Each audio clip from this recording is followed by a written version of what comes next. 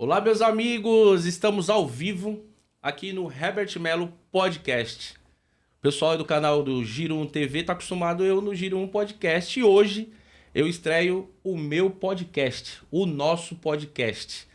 E, pessoal, já iniciando aí, sei que algumas pessoas estão entrando, pedir para que vocês se inscrevam no canal, só clicar em inscrever, ativar o sininho, mande as suas perguntas. O assunto de hoje aqui é sobre segurança pública urbana e eu trouxe dois amigos aqui da Polícia Civil de São Paulo, dois amigões aqui, parceiros, e que têm perfis diferentes na mesma instituição. Eu vou deixar que eles se apresentem aqui. Primeiro eu vou falar aqui com o meu parceiro Fernando Ferreira, policial do DEIC, investigador de polícia há muitos anos. Sei da história dele, eu vou deixar que ele se apresente. Meu irmão, seja muito bem-vindo na estreia, hein? Essa aqui é a estreia, hein? É o nascimento da criança. Seja muito bem-vindo, meu irmão. Primeiramente, me sinto lisonjeado, né? Pelo convite. É um convite muito importante nesse momento, né? Que a gente atravessa no país. Sim, sem dúvida. Principalmente na área da segurança pública. E quero falar também que você, para mim, é uma pessoa muito especial. Ter te conhecido há algum tempo. Sua caminhada pelo Capão Redondo, na Zona Sul de São Paulo, acompanho você em alguns momentos, né? Isso é importante. Antes de mais nada, agradecer também o colega aqui do lado, o Lívio, que embora tenha, a gente tem pensamentos diferentes, né? O que importa é um respeitar o outro e vamos lá. Não, primeiramente, eu sou investigador de polícia há 32 anos. Tem tempo, né, Fernando? Uma caminhada aí, entrei né? na polícia em 1992. Iniciei a minha profissão na Delegacia de Polícia de Embu das Artes. Sim. Atuei 15 anos na área da seccional de Taboão da Serra, onde trabalhei no Garra, inaugurei o Garra do Taboão da Serra lá. Fui chefe do Garra do Taboão da Serra lá também, né? Por 2 anos também. Passei por Osasco, passei pela Zona Sul da capital, trabalhei em Delegacia de Defesa da Mulher e atualmente estou no DEIC há 6 anos, na Divisão de Investigações Gerais e na 3ª DIG, que é uma delegacia especializada contra fraudes, né? Fraudes financeiras e econômicas do DEIC. Uma delegacia importante porque hoje em dia a maioria dos crimes envolve a área financeira, né? Que movimenta muito dinheiro e está sendo uma experiência muito boa para mim. Agradeço a oportunidade dos meus chefes, né? Confiar no meu trabalho e estar no DEIC para mim é uma coisa sensacional, porque é um departamento muito bem visto da Polícia Civil. Show de bola. A gente vai querer saber mais sobre a sua profissão, como que você entrou, como que nasceu essa vontade de ir para a Polícia Civil. Legal. Mas antes disso, Lívio Rocha, nosso parceiro, também investigador da Polícia Civil de São Paulo, grande amigo aí de muitos anos. Opa, é nóis. Grande Lívio, a sua apresentação, fala um pouquinho sobre você, sobre a sua carreira, como iniciou. Certo. Bem, primeiro, agradecer o convite do meu mestre, com quem eu mais aprendo as artes da política, Herbert. Ele sempre fala isso, viu? Eu sempre falo, não inventei agora não, é de coração. Entendeu? Agradecer o convite, estar aqui, prazer conhecer aqui meu antigo. Eu sempre faço uma propaganda, tenho 25 anos. Pô, eu acabei de 32, então... Enfim, Veterano. A gente é do século passado. Então, quando é assim, a gente fala que é meu antigo, entendeu? É o meu antigo, de carreira. Eu meu recruta. Eu sou recruta. Calça branca. Eu sou calça branca dele. Sou calça branca. Então, quem sou eu na ordem do dia, né? Eu sou cidadão ali do centro de São Paulo, mas com uma raiz em todo canto, né? Taboão da Serra, Campo Limpo, Osasco, Rio Pequeno. Tenho parente em todos os cantos, parentes no Nordeste, a maior parte da minha família é do Nordeste, né? Eu, na polícia, eu já estava na faculdade de Direito, eu estava no quarto ano, quando eu entrei na ativa eu estava no 4º ano, e desde então trabalhei a maior parte do tempo no GOI, no agora extinto Grupo de Operações Especiais, incorporado pelo Garra. O GOI não é mais GOI, é isso? Mudou? Não, na capital não temos mais o Grupo de Operações Especiais com o que eu trabalhei. Então, houve uma reestruturação dessa parte operacional na capital. Então, assim, você pode ter GOI, no interior tem. Eu acho que Santos, na Grande São Paulo também, no Demacro, na Grande São Paulo. Você ainda tem com esse nome, né? Mas, assim, aquele que, né, o famoso que aparecendo da Atena, coisa e tal, era o da capital. Então esse foi extinto. Aí foi incorporado pelo Garra. Ah, entendi. Então passei lá, fora lá, eu fiquei muito tempo no DHPP, na Homicídios, né? Tanto que o pessoal fala, pô, mas eu quase não te vejo, se eu não te vi quando você estava lá. Eu falei, mas eu não... Agora que né, os amigos convidam a gente para esses negócios de podcast, né? Aí aparece. Aí eu só aparecer, né? Que nem, por exemplo, eu tava no DHPP, eu chefiava uma delegacia que pegou aquele caso Matsunaga. Sim. Só que aí o pessoal vai lá na Netflix assistir, eu apareço meio segundo. Eu era E você era a chefia a chefia da investigação, né? Eu era o braço direito do delegado titular, o Mauro Dias. Então, tirei Meu uma amigo, onda. Dr. Mauro. Mauro. Um abraço pra ele, se ele estiver vendo. Santista maluco, né? Que nem eu. Eu trabalhei com ele também na seccional Taboão da Serra. Ele trabalhou lá, eu lembro, eu lembro disso. É. Você é santista também, Fernando? Não, sou palmeirense. Antigamente a gente falava corintiano sofredor, hoje é santista sofredor, Santista, né? Caio França, um grande abraço, meu deputado. Companheiro de sofrimento daquele time da Alvinegro Praiano, né? Então eu passei um bom tempo também no DHPP, Itaquera, delegacia de Itaquera. Fiquei muito tempo na região central, delegacia mesmo, região central. E há 6 anos eu estou fora da linha, estou em função administrativa. No começo eu estava no orçamento da polícia, na delegacia geral de polícia adjunta, no setor orçamentário. E hoje eu estou no departamento de administração e planejamento, DAP, assessorando o meu chefe na questão de regularidade financeira da Polícia Civil. Né? Entendi. E além do patrimônio do próprio departamento. Bacana. Então hoje eu tô mais na manha.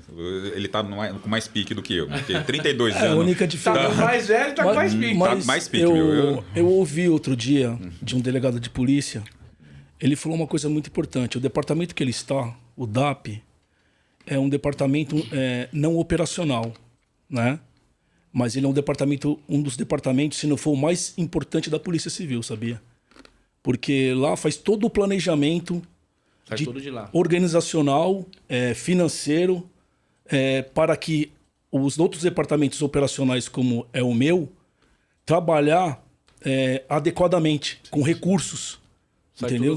Sai tudo do DAP, perfeitamente. Então tem que ter os profissionais daquele departamento tem que ter uma experiência muito, muito grande na parte financeira, na parte de logística, na parte de material. E ele sabe disso. Né? Porque hoje em dia a polícia sem equipamento não é nada. Não tem uma estrutura dentro da Polícia Civil, em qualquer outro órgão de serviço da gestão pública, que não tenha um departamento de administração. Concorda ou não? Não, concordo. Por isso que é bom esses podcasts, esses bate-papos, cara, porque a gente fica de fora, a gente tem uma visão completamente diferente e errada também. Sim. Né? E, Lio, você também é doutorando, mestre, fala dessa parte sua acadêmica. Aí é minha parte acadêmica. Professor também. Como eu falei com o Fernando, né, eu faço uma propaganda no LinkedIn de que eu sou investigador por natureza, profissão e acadêmico. As 3 frentes, eu me considero investigador nas 3 coisas. Né? Sim. Por quê? O investigador na polícia, o que é o investigador na polícia? Alguém que busca esclarecimento dos fatos, identificação de autoria. Sim. O que é o investigador acadêmico? Alguém que quer o esclarecimento dos fatos. Não tem um culpado, né? Às vezes a gente acha um culpado, entendeu? Às vezes a gente acha, né? Principalmente no meu ramo mais, que é políticas públicas, né? A gente acha, assim, E, Lio, vou fazer a mesma pergunta pro Fernando, mas como que nasceu essa vontade de ser um policial civil? Foi aquela coisa daquela época dos anos 80, que eu lembro que todo mundo queria fazer concurso público para garantir emprego. Não era porque tinha um dom, aquela questão de dom. Não era anos 80, não. Isso aí era século XX no Brasil. Século XX no Brasil. Mas como que nasceu essa vontade de ser policial civil? Conta pra gente, que eu gosto de histórias. Eu brinco que se a pessoa quer arrumar uma encrenca comigo, é falar mal de servidor público. Porque eu sou neto e filho de servidor público. Alguns primos, pessoas da minha geração, é que foram para iniciativa privada. Mas, assim... A maioria é servidor todo público. mundo servidor público. Então, servidor público, políticas públicas, né? Mas nenhum policial. Só você? Só eu. Não, agora tem uns mais novos que entraram, né? Ah, entendi. Que entraram, coisa Você e tal. incentivou a galera da família. Não. Eu faço questão de que assim que eles foram aprovados, que eu fiquei sabendo, que são primos meus, que são bem mais novos, né? Assim, 10, 12 anos mais novos, né? Eu falei, ó, parabéns pela aprovação, né? É uma ótima carreira, só que avisa sua mãe, no caso, minha tia, né? Que não fui eu que falei pra você. Nada a ver com isso, né? Falar, ó, que não fui eu que estimulei. Porque é uma questão até engraçada, né? Mas quando eu entrei no concurso de 99, né? O que acontece? Para mim, a polícia, o trabalho de investigador é a minha religião. Eu queria... Todo mundo que eu trombava falou, por que você não entra? Por que você não faz o concurso? Né? Aquela coisa apaixonada. Convertendo assim, a galera. Convertendo, né? Aí, eu tenho que eu falo que é minha irmã, uma amiga de infância, que é a Mari. Falei, aí ela... Eis que um concurso ou dois depois ela entrou. E quando ela entrou, e assim, a minha mãe e a dela se conhecem antes da gente nascer. E então, quando ela entrou, eu falei, caramba, se acontecer qualquer coisa com ela, a minha tia de consideração, que era a mãe dela, infelizmente falecida, ela vai, né, falar, você que incentivou, hein? Aí, a partir daí eu parei. Eu não incentivo. Quer entrar? Entra, tem suas vantagens, suas desvantagens.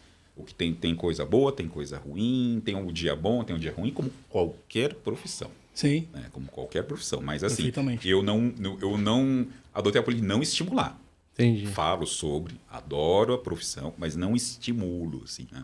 Então, assim, a pessoa fala, eu quero fazer concurso para investigador, eu dou maior força. Mas, assim, ela é que falou para mim que quer fazer. Eu não quero ninguém falando... A culpa não é sua. Não, na minha conta não. Na minha conta não. Ninguém vai colocar na minha conta, eu só entrei na polícia porque o Lívio me estimulou. Não. Ninguém pode falar isso. Perfeito. E você, Fernandão, como que nasceu essa vontade, assim? Você não acordou e falou, você é um policial civil, militar, não sei. Como é que foi essa história? Como é que a minha história é um pouco diferente da do Lívio, né? Só um parênteses. O podcast tá rodando no Girum também, porque estão falando que não tá conseguindo acesso no link. Tá pelo canal Girum TV. Tá? Tá no YouTube. Ah, tá, no YouTube. Mas pelo Girum TV. Não por esse seu aqui agora. O Herbert Melo Podcast. Não. Tá aqui, rolando aqui nesse YouTube, tá @Girum TV. Acho que as pessoas estão procurando o Herbert Melo lá em cima. No canal lá em cima e não tem. Então vamos lá, volta aqui a câmera aqui que eu vou explicar pro pessoal. Isso. É bom sempre frisar isso, pedir para que as pessoas façam a inscrição no canal. O canal é @Girum TV. Perfeito. O @Girum TV, ele tem mais de 8 milhões de acessos, de visualizações e tem 11.500 seguidores. O meu canal, que é o Herbert Melo SP, ele é criado, é muito antigo, mas eu não estava usando.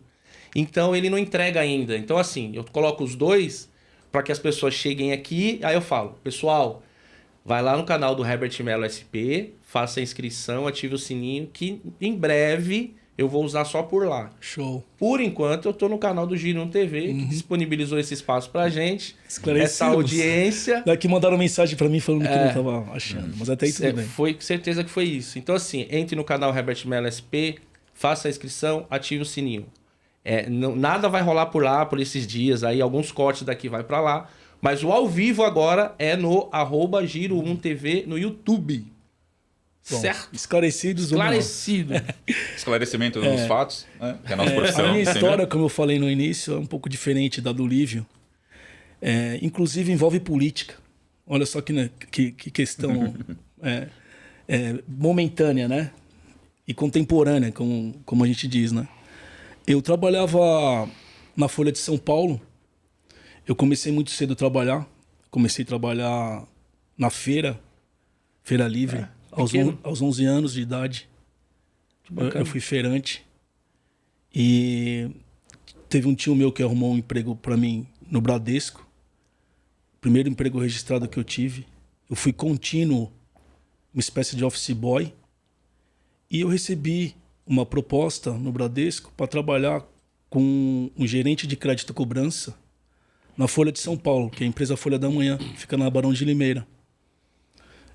A proposta era boa e ele via meu desempenho, me convidou, fui trabalhar na Folha de São Paulo, na parte de crédito e cobrança. E muito novo, eu estava já concluindo o segundo grau, que agora é o ensino médio, né? E eu fui convocado no alistamento para fazer CPOR, que é o Centro de Preparação de Oficial da Reserva. Então, todo adolescente, né, passando a ser adulto, no caso, que entra na faculdade, eu tinha passado no Mackenzie na época, para comércio exterior, o Exército, ele te habilita a você fazer uma prova no Centro de Preparação de Oficial da Reserva, para você se tornar oficial do Exército, no caso, né, das Forças Armadas, no caso, o Exército. E eu fiz essa prova, eu passei em todas as fases, passei na escrita, que foi no ginásio de Ibirapuera, passei no exame psicotécnico e no TAF, que é o teste de aptidão física. Né? Que faz Perfeito. as barras lá, Isso. flexão. E eu tinha uma vontade de ser militar, mas das Forças Armadas, não da Polícia Militar. Sim, do Exército, né? Do Exército. Eu queria servir a pátria, o meu país, na ocasião. E eu vou contar uma coisa muito triste que infelizmente acontece hoje nos órgãos, e eu acho que isso é muito triste, e as pessoas têm que saber. Você sabia por que eu fui desligado? Mesmo passando em todas as provas? Do Exército? Não. Porque eu era rimo de família. Putz, cara. Tinha isso antigamente, não tinha? Hoje parece que não tem Porque mais, né? eu sou filho de mãe solteira. Entendeu? Essa é a questão. E isso foi o que eles me alegaram na época, quando eu era jovem. E eu fiquei com aquilo na cabeça, sabe? E eles me designaram para o HGSP, que era o Hospital Geral de São Paulo. Pois bem, eu não posso ser oficial, passei em todas as provas, mas me mandaram para o HGSP para ser soldado do Exército. Aí, Tem lógica, né? não tem lógica. Aí eu saí no excesso de contingente, né, nessa questão. Assim que eu saí do Exército, o país estava atravessando uma crise, porque veio o plano Collor, Fernando Collor de Mello, Sim. que ele pegou aquele empréstimo compulsório. Sim, sim. Não foi sim. isso? Foi isso mesmo. Que ele limitou as pessoas a ter dinheiro na conta. Exato. Né, isso. Tem gente que se mata. Não pode falar nas redes sociais, mas tirou a própria Tirou a própria vida. Né? Isso. Muitas pessoas. Então o país estava em crise. E eu, naquela ocasião, fui mandado embora. Fui demitido porque eu era novo na empresa. E a empresa não podia mandar os antigos embora. Inclusive, mandou esse chefe meu ex-chefe. Na época. Isso. Como eu andava muito no centro, eu passava nas bancas de jornais e via a questão lá, que eles fazem propaganda de concurso público nos jornais, sabe? Não sei como é que tá no centro, mas todo lugar tinha um papelzinho. Isso. Vem aqui fazer curso preparatório por Exército. Perfeito, tá? perfeito. Polícia Militar, Civil, tinha tudo isso. Isso. Como eu havia sido desligado do Exército, né, eu quis fazer o concurso para investigador de polícia. Na verdade, eu queria, como ele disse, eu queria ser servidor público, né? Porque na minha família eu tinha um tio que era funcionário público da Secretaria de Segurança Pública, ele era auxiliar de necrópsia.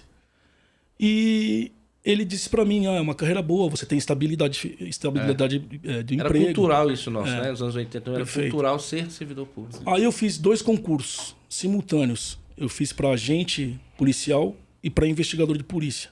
Passei nos 2. E optei para ser investigador de polícia, isso em 1992, né? Entendi. E vou ser bem franco, a polícia é um sacerdócio. Eu entrei na polícia não por vontade de entrar na polícia. Na verdade, eu queria servir a minha pátria. Como eu não Era dom mesmo, né? Só que a polícia, existem pessoas que não vão concordar comigo, mas não só a polícia. Eu acho que qualquer serviço público, aquele profissional que está ali atrás, ele objetivamente, ele defende a pátria dele. Eu não estou dizendo escudo, bandeira, não estou dizendo isso. Isso daí é questão de... É uma questão que você está defendendo o país de inimigos. Mas quando você está imbuído numa carreira pública, numa função pública, primeiro que você tem que ser exemplo para o seu país e para as pessoas que estão ali. Seja ele qual for. Qual área pública que você tiver ali, ou momentânea ou efetiva. Entendeu? Então essa foi o motivo pelo qual eu entrei, estou até hoje Vou me aposentar, já tenho até tempo para me aposentar, mas eu não quero agora. Eu acho que tem um pouquinho mais de lenha para queimar. Porque Tá com apetite mesmo, hein, Fernando? E é isso aí, vamos bola para frente, né? Tá certinho. E a mamãe, de Senhora do Destino, mandar um... Foca aqui, câmera. Mandar um coração. Senhora do Destino, mãe do Fernando. A senhora é muito famosa. Ela vai ver não esse sabe. vídeo. Senhora do Destino, um beijo pra Ela vai senhora. ver esse vídeo. Parabéns pelo filhão. Filho maravilhoso que eu conheço. E pra senhora. A senhora é muito famosa e a senhora nem sabe disso. E um grande abraço pra dona Nilza. Nilce. Dona Nilce. Um grande abraço. O Lil tá aqui com a gente. Vai ficar famosa também. Começa a fazer uns vídeos com ela. A minha mãe, cara. A minha mãe foi minha mãe e meu pai. Eu sei dessa história. Entendeu? Assim. Sempre quando eu falo nela, você me contar a emociono. história, né? Não tem como emocionar, mas... É minha mãe, então... a minha mãe é uma pessoa muito guerreira, nordestina, igual a família do meu amigo aqui. E batalhou a vida inteira, criou 4 filhos, né? Desses 4 filhos, uma irmã minha faleceu. E ela sempre me apoiou, cara. E ela mora comigo, né? Ela mora no meu apartamento com meu filho. Eu tenho um filho de 20 anos de idade. Já tá na universidade, já também trabalha. Vai seguir os passos do pai também? Não, ele não quer entrar na polícia. Não quer? Não. No começo ele queria, agora não quer mais. Quer dizer, até uns 16 anos ele queria. Depois ele começou a ver e falou, não, pai, minha área não é essa. Não. Mas enfim, ele tá... O passarinho quer voar. Ele tem liberdade para ele fazer o que ele quer, respeitando as pessoas, respeitando as leis do país, isso que importa, né? Verdade. E assim, a minha mãe, cara, foi uma coisa muito legal, porque assim, ó, eu cozinho pra ela, você sabe, né? Sei. Inclusive, já prometeu de me levar lá pra Mas comer eu vou levar, comida e até hoje nada. Eu vou levar. Esse assim, é o momento certo de fazer a cobrança. cobrança. É o momento de cobrar. Ao Senhora vivo. do Destino, se não for a senhora pra me levar pra comer a comida do Fernando, ele não me leva. Então, a minha mãe teve fratura de fêmur, ela tem 80 anos de idade, há uns 2 anos, 3 anos. Antes da fratura, ela teve um derrame pleural. Caramba. Então ela não conseguia levantar para fazer comida, né? Eu achei muito insatisfatório você, não tenho nada contra, mas você comprar comida do iFood para dar para sua mãe, cara. Que a gente criou a vida toda. Perfeitamente, que cozinhou para mim a vida inteira. Não tem lógica, não. E eu comecei fazendo, cara, comida. Comecei fazendo, foi aí que você despertou mesmo? Foi aí. Porque, pra quem não sabe, o Fernando ele faz gourmet mesmo, né? O arroz e feijão, ele faz as coisas gourmet, com molho diferenciado, é um negócio diferente. Legal. Não é qualquer comidinha, não. É bem legal. Morro de inveja. Mas assim, a nossa mãe, né? A nossa mãe, porque a sua também, com certeza, tem essa história com ela, o Herbert com a dele, e assim, todos os que estão vendo também. Mãe é mãe, não tem o que a gente falar, né?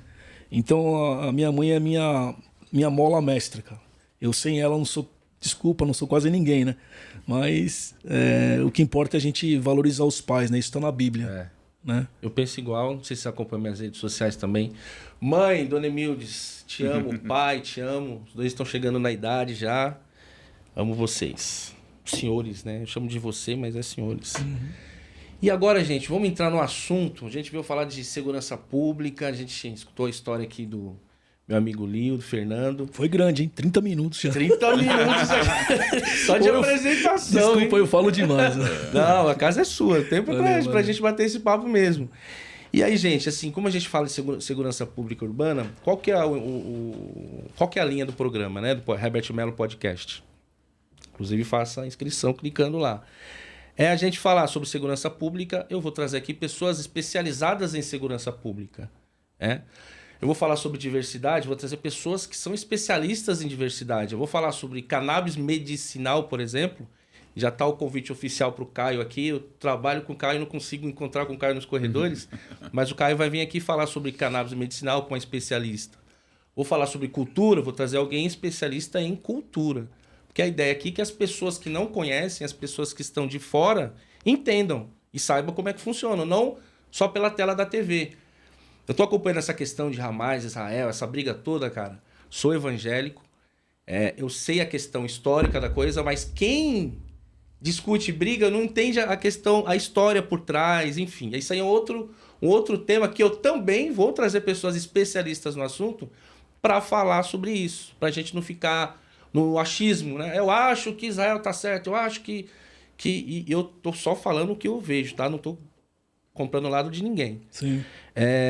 Então, falar sobre segurança pública. Um assunto que em São Paulo, capital, é um calo no pé de qualquer prefeito, é a Cracolândia.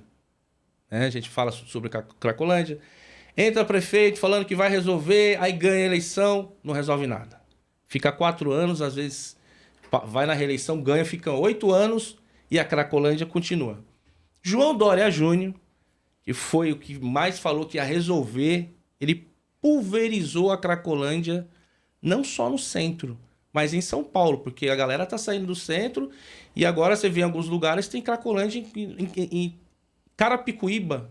Tem uma Cracolândia lá. Fui tempos atrás lá, eu falei que não é possível, a Cracolândia aqui tem. O pessoal saiu de lá e tá indo para Carapicuíba, tá se espalhando. E existe solução na visão de vocês como segurança pública? Eu entendo também que entra a questão de saúde pública, não é só segurança pública, entra também a questão de saúde pública, mas na área de vocês de segurança pública. Porque saúde pública ela vai entrar com as pessoas que estão ali, elas necessitam de saúde pública. Mas os moradores e os comerciantes que estão ao redor necessitam da segurança pública. Então os dois têm que trabalhar junto. Sim. Então eu queria saber a opinião do Lio referente a isso. Como que a gente consegue resolver essa questão na visão da segurança pública? De que forma a gente consegue acabar e que fique os cortes aqui, né, para que os candidatos a prefeitos que estão vindo aí em 2024 assistam e tenham vocês aí como referência mesmo. Ó, existe uma solução que pode ser isso. Que nem eu falei, igual eu falei, né? Tem a saúde pública, tem a segurança, tem a cultura, tem um monte de coisa. Eu tenho a minha opinião que depois eu falo que Perfeito. o Durio É fala. importante também. Claro que é. Primeiro, já peço desculpas que eu não consigo falar de Cracolândia e falar só de segurança pública. Perfeito. Não consigo. Eu também ia falar a mesma coisa. Eu não consigo. Até porque não começa lá, né? Enfim. Por quê? Porque eu sou morador de lá desde que eu nasci. Você é do Entendeu? centro, né? Não, eu brinco com o pessoal que a Cracolândia mora comigo, não é eu que moro com a Cracolândia, porque eu cheguei antes. Eu cheguei antes, né? Então, o que acontece? Por que eu falo que quando você fala em Cracolândia, você não pode falar só em segurança pública? Eu tenho até um artigo de opinião publicado no Fonte Segura Informativo do Fórum Brasileiro de Segurança Pública, que eu coloquei aquele título, né? Aquela isca, né? Falei, a Cracolândia e os 4 funerais da política pública. Já coloquei um título para chamar atenção. Por quê? Porque não dá para falar de Cracolândia sem falar de segurança pública, saúde pública, assistência social e urbanismo. E educação também. Hã? Educação Não, também. Eu coloco esses 4. Eu já colocaria educação também. Sim, Eu coloco esses 4. Por quê? Porque a primeira coisa que a gente tem que desmistificar para melhorar, né, como diria o açougueiro, né, vamos por partes, né? Então acontece. Primeira coisa, qual que é a história ali, né? Antigamente eu tinha mania de chamar o pessoal de tiozão. Só que aí, quando você passa dos 40, fica meio chato, porque você virou o tiozão. Né? E uma coisa que eu sempre falei é que o tiozão gosta de contar história, né? Gosta de parar, contar história. Então, eu virei, né, passei dos 40, então eu sou o tiozão que gosta de contar história. Então, o que é a história do que a gente conhece como Cracolândia? Começa com um problema de urbanismo. Qual é o problema do urbanismo? Ali a Rua do Triunfo, onde inicialmente era o foco da Cracolândia, ali perto da estação da Luz de trem, de metrô, né? Próximo da antiga rodoviária, na Praça Júlio Prestes. Era uma região que os estabelecimentos comerciais eram produtoras de filmes, produtoras distribuidoras. Por quê? Porque eles usavam aquela estrutura do trem para distribuir os filmes, quando era aquele filme de rolo ainda, né? Então, só que anos 80 começa a questão do videocassete. E começa um nível muito maior de indústria. Não tinha mais a demanda do rolo, né? Tanto que a Avenida São João chegou a ter 14 cinemas. No auge, você chegou a ter 14 salas de cinema. Se eu recebia qualquer Isso ali dinheiro... tudo qualquer... no centro, você tá falando, né? Hã? Tudo ali. Tudo no centro. Tudo ali. Mas não existia a Cracolândia na época e... Não, já começou com a decadência dessas distribuidoras de filmes de rolo, assim, que distribuíam para o interior. Mas qual a relação que tem com a Cracolândia? Então, a questão é que acabou esse negócio ali na Rua do Triunfo, onde é a origem do fluxo, né, que a gente chama de Cracolândia, e não teve nenhum investimento para ter outro negócio ali. Ou seja, você tem uma rua, um quadrilátero, que está do lado do trem, do lado do metrô, até então, nos anos 80, do lado da rodoviária, né, na região central, e você não teve nenhuma política urbana para colocar um outro negócio. Pô, quem tá na quebrada fica falando, pô, lá no glorioso Jardim Marabá, lá no Tabuão, onde mora minha família, parte de pai, pô, quando foi asfaltar a rua, eu já tinha 14, 15 anos de idade, quando foi asfaltar a rua. Né? Ou seja, para quem tá na quebrada, na periferia, pô, asfaltar a rua, né, canalizar um córrego, é uma demanda, uma prioridade. Agora, você tá numa área que tem tudo isso, que tem iluminação, asfalto, já tá perto de meios de locomoção e ninguém investiu. Ninguém investiu, aí, o Fernando vai lembrar, bem no começo dos anos 90, quando você entrou, começou a história da cocaína marrom.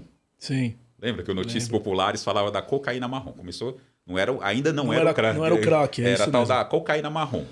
Porque, sendo bem simplificando, é uma sobra do processo químico da cocaína, é feito o crack, né? Tanto que é por isso que chamavam de cocaína marrom, né? Porque era uma sobra da cocaína, né? E aí eu já não vou especificar por que foi ali, mas assim, ali estava abandonado. Uma região com luz, asfalto, urbanismo, né? Ficou abandonado. Então, por coincidência, foi onde o pessoal colou para fazer o fluxo. Só que aí, por que eu falo dos 4? Por quê? Então já temos a questão do urbanismo. E até hoje, ou seja, de lá para cá, o que foi feito de urbanismo, de incentivar a abrir negócios, de colocar algum órgão público ali no quadrante mesmo, naquele quadrilátero? Né? Pouca coisa. Aí, segurança pública, né? Nem vou me aprofundar, que a gente vê todo dia, né? Para quem mora lá, que nem eu, a gente vê ao vivo, né? A questão envolvendo a segurança pública. Você vive, na verdade, dentro da Cracolândia, né?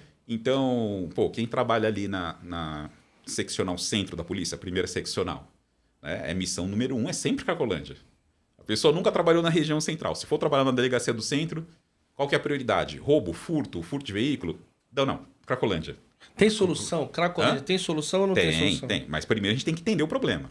Então a gente já falou de urbanismo, já falamos da questão do tráfico, sim, tem tráfico, tem traficante. Né?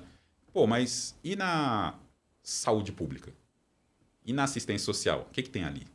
Tem pessoas em situação de rua. Então você tem, pela ótica da assistência social, você tem gente desempregada, sem teto. Né? Situação de rua. Do ponto de vista da saúde pública, você tem o pessoal com problemas de saúde mental, que é a dependência química. Do ponto de vista de segurança pública, você tem sim. Você tem também pessoas que cometem crimes que vão lá para a Cracolândia para se livrar da perseguição policial e dificultar a investigação. Então, primeiro a gente tem que entender isso. Sim. Então, assim, se qualquer político, pessoa da política, chegar falando que vai resolver a Cracolândia só com saúde pública, não vai. Se chegar falando que vai resolver só com segurança pública, não vai. Ah, não, eu vou colocar um projeto urbanístico. Se colocar só o projeto, não é. Então tem que conversar. Eu defendo que tem que ter essas 4 áreas ao mesmo tempo. Essas 4 áreas, elas têm que se conversarem ali para achar uma solução. Tem que Essa alinhar. É a sua visão. Tem que alinhar. Só que aí, normalmente, entra o problema da vaidade, o de uma pasta que falar, não, eu vou acabar com a Cracolândia. Aí o cara da ciência social, não, eu vou acabar com a Cracolândia. Aí o cara da saúde pública, não, eu vou arrancar todo mundo, coloco no... como é que é? Comunidade terapêutica, tira o problema, né? Aí, você é a favor da compulsório? Eu ia falar disso. Internação compulsória? Internação compulsória? Você é a favor disso? Não. Eu sou a favor. E a sua visão? Minha visão é o seguinte. Referente a esse assunto. A minha visão, eu não vou me estender na questão preventiva que o Lio já destacou aí, os aspectos necessários e essenciais para que não haja esse fluxo dentro da Cracolândia, né? Não chegue até ali, né? A minha visão com relação à segurança pública em si está no critério da impunidade. Quero crer que o Brasil é um dos países que tem a legislação mais branda de todo o mundo. Se você for para qualquer lugar, de qualquer país, né, que tem uma escala dentro do desenvolvimento igual o Brasil, então se você for para algum país que não tem aquele dentro do estado, tem alguns estados que é liberado droga, né? Nos Estados Unidos, inclusive. Você é a favor da liberação das drogas? Não? Sou contra. Então o que acontece? O aspecto punitivo para o usuário, na minha opinião, ele tem que ser combatido na raiz. Só que a raiz, ela sempre engloba a questão da segurança pública. Ela sempre eclode, né, na segurança pública. Quando eu falei para ele a primeira questão, que seria educação, a educação não é educação dentro apenas da escola, com aulas ou palestras para os jovens ou para as crianças, e sim a educação familiar. Hoje em dia, Herbert, você sabe disso. O que mais tem nas redes sociais são mães e pais que eu não vou falar, mas que usam droga. Aqui é pra gente falar tudo. Eles usam Pode falar à droga vontade. na frente dos filhos. O que você acha, ou aonde você acha, que aquele filho vai parar? Se ele sai de dentro da casa dele, ele vai para uma escola, ele vê uma palestra, ou ele vê um professor falando sobre o tema, ele vai olhar para a cara do professor e vai falar assim: ah, minha mãe usa, o meu pai usa, eles ficam legais, eles ficam lá, a minha mãe fica rebolando, o meu pai fica lá incentivando. Então, qual que é o critério aí, cara? Quando tudo falha, quando tudo falhou, o lar falhou, a educação falhou, sobra para quem? É verdade. Nesse sentido, sim. Sobra Nesse sentido, isso vai pra polícia. Sobra para segurança pública. Segurança pública. E quando você cai dentro da segurança pública, você fala em quê? Em lei. A gente, nós policiais, nós não fazemos segurança pública com as nossas próprias mãos. Nós fazemos segurança pública com as mãos do Estado. Com a lei na mão, né? Com a lei na mão. Porque se você for contrário à lei, o que vai acontecer? Você responde pelos aqueles atos praticados fora da lei. Sim. Entendeu? Eu não estou dizendo para você, pega todo usuário, todo viciado, interna. Não é isso. É a punição. O jovem, o adolescente, o adulto está lá usando droga. Estabelece para ele uma pena. Mas uma pena dura. Vou te dar uma pena que hoje na internet deveria ter. E eu adoto essa pena judicialmente nas minhas investigações. Eu peço para o juiz, baseado numa lei. Sabe qual é? Não. Vamos aprender agora com o Fernando. Vou falar para você. Tira a rede social de qualquer jovem. Ah, sim. Isso Esse fato, é o banimento. Sabe por quê? Nós estamos criando... Fica a dica aí, inclusive. Nós estamos criando... E eu vou falar depois sobre isso também. Nós estamos criando psicopatas digital. Esse foi a expressão que eu uso. Porque é o seguinte, hoje na internet tudo é bonito. Tudo é lindo. Porque você está mostrando, mexe com a sua vaidade. Mexe com o seu orgulho. É verdade. Agora, pega uma pessoa que demonstra esse crime, porque ainda é crime, e tira o Instagram dela. Tira o Facebook dela. Tira a rede social dela. Isso é uma forma de penalizá-la. É o seguinte... Sem privar a liberdade. Você tá temporariamente proibido. Você quer se tratar? Você já tá viciado, já tá no grau de vício? Então nós vamos te tratar. Quando você se tratar, a gente volta com a sua rede social. Tudo bem? Tudo bem. Porque a questão da Cracolândia é final, não é começo. Exato. Não adianta eu chegar... Não adianta que ele falou... Não adianta agora chegar um político e falar assim, não, eu vou terminar com a Cracolândia. Ele vai dar um tiro no pé. Sabe por quê? Sabe quantos vão entrar? Tudo bem, vão sair tantos. Mas sabe quantos vão entrar? Estão entrando dia a dia? A polícia combate a Cracolândia. Ele sabe disso. Quem trabalha na Seccional Centro, quem trabalha no DENARC, até no próprio DEIC, nós já fizemos operações lá, prendemos até uma jovem que viralizou na internet, passou em programa de televisão, não vou citar o nome, mas ela era chefe do tráfico de drogas lá dentro. Hoje em dia, onde ela está? Ela está em liberdade. Entendeu? Então, assim, a gente tem que pensar no aspecto, desculpa, que o tema é esse, de segurança pública, na punição daquele jovem que está começando dentro da sua própria casa ou com os amigos, para poder puni-lo de alguma forma. Essa punição não é uma punição encarceramento, não é isso. Porque não tem como encarcerar. A população carcerária no Brasil hoje em dia, ela está transbordando. Mas com algumas medidas de protetivas para essa pessoa, para que ela não volte a fazer. Ah, então tá bom, pô, eu gosto de tomar isso. Não vai tomar mais, mas se você for pego, pronto, acabou. Gosto de sair. A partir das 10 horas você não sai mais. Posso dar um exemplo que está acontecendo, né, na minha unidade, na minha delegacia? Existem alguns influenciadores digitais na internet, influencers. O que acontece? Ele está cometendo jogos de azar. Esses tigrinhos, né? Jogo de azar online. Tem alguns casos na minha delegacia, inclusive isso daí foi até provocação do Ministério Público, não foi nem a polícia. Nós, quando eu falo nós, a gente provocou, então foi o Poder Judiciário, ok? Baseado em lei, que é o Marco Civil da Internet. Se você fizer qualquer postagem, qualquer situação que sai fora das diretrizes do Marco Civil da Internet, você recebe um gancho. Ela não é uma lei punitiva, mas é um gancho. Pode tirar você da rede social, certo?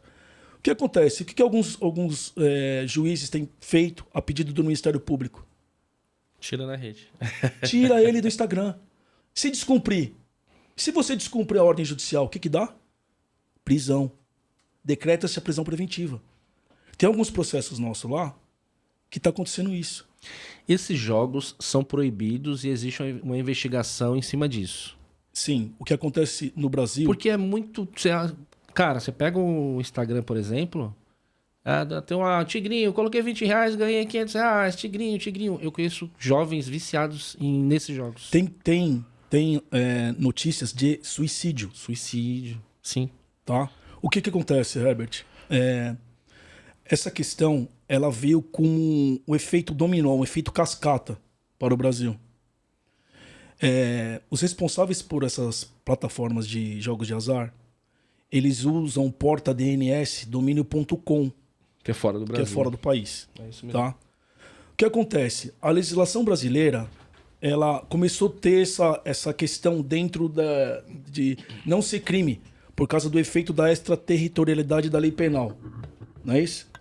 E o que aconteceu? Nessa questão em si, alguns advogados diziam que não era crime, que não era contravenção penal, porque o site estaria hospedado fora do país. Certo? Sim. Só que é o seguinte...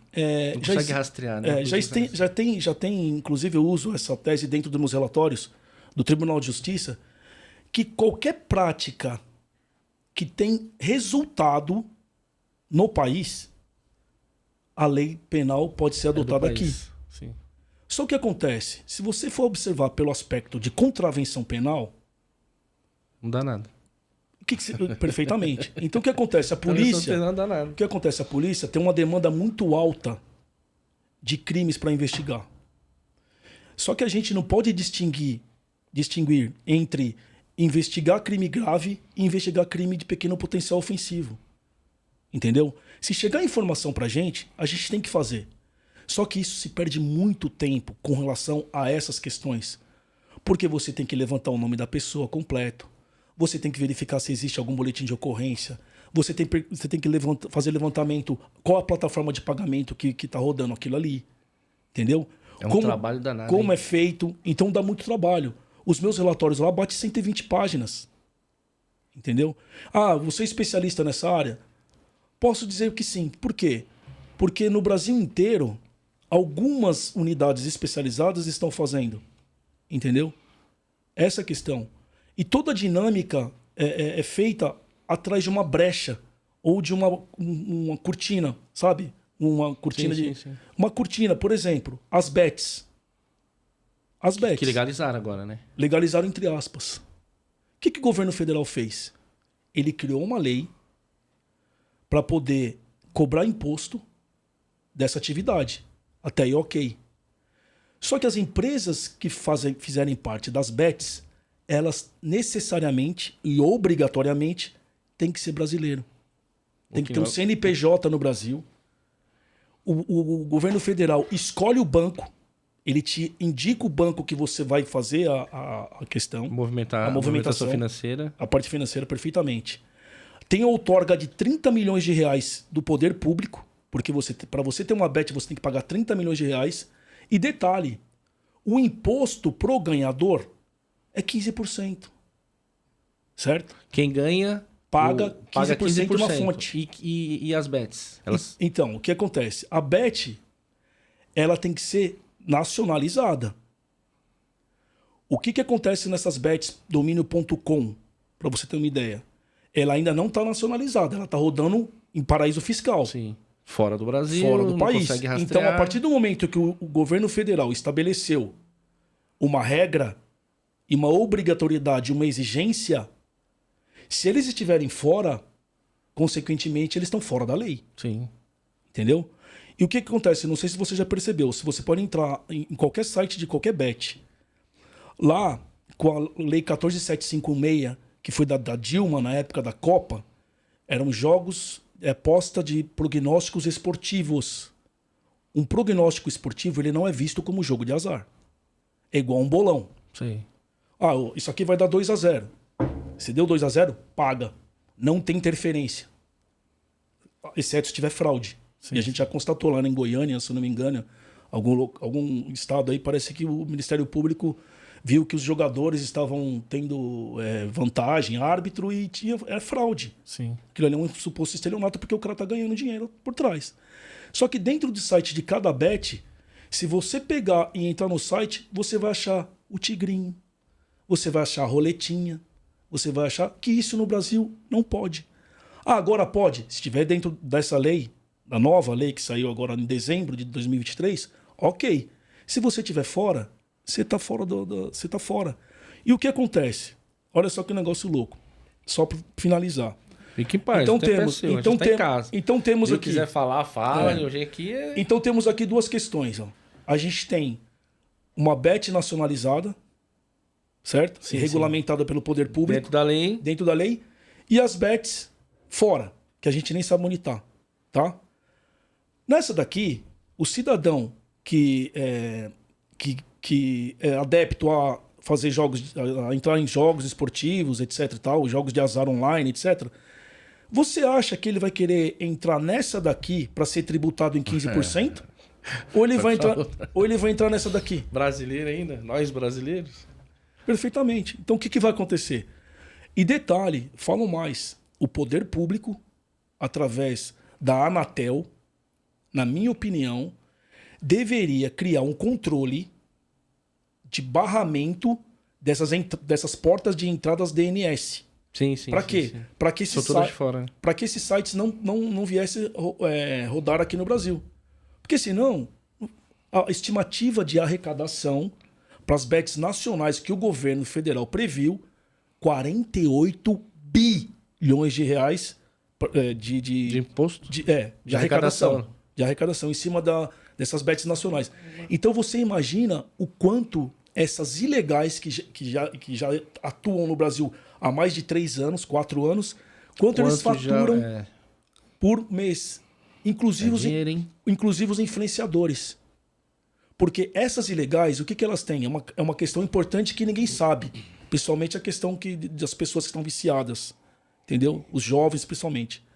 O influenciador, ele recebe... É bom você falar sobre isso daí. A gente vai fazer até um corte disso aqui. Desculpa eu interferir. Perfeito.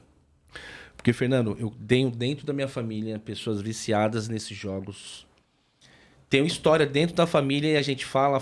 Como a gente é de dentro, ninguém acredita. Mas você vindo aqui, fazendo esse corte e falando como é que realmente funciona, que não é essa mágica toda, talvez eles acreditem, né? Então, dentro de casa e os de fora também. Perfeito.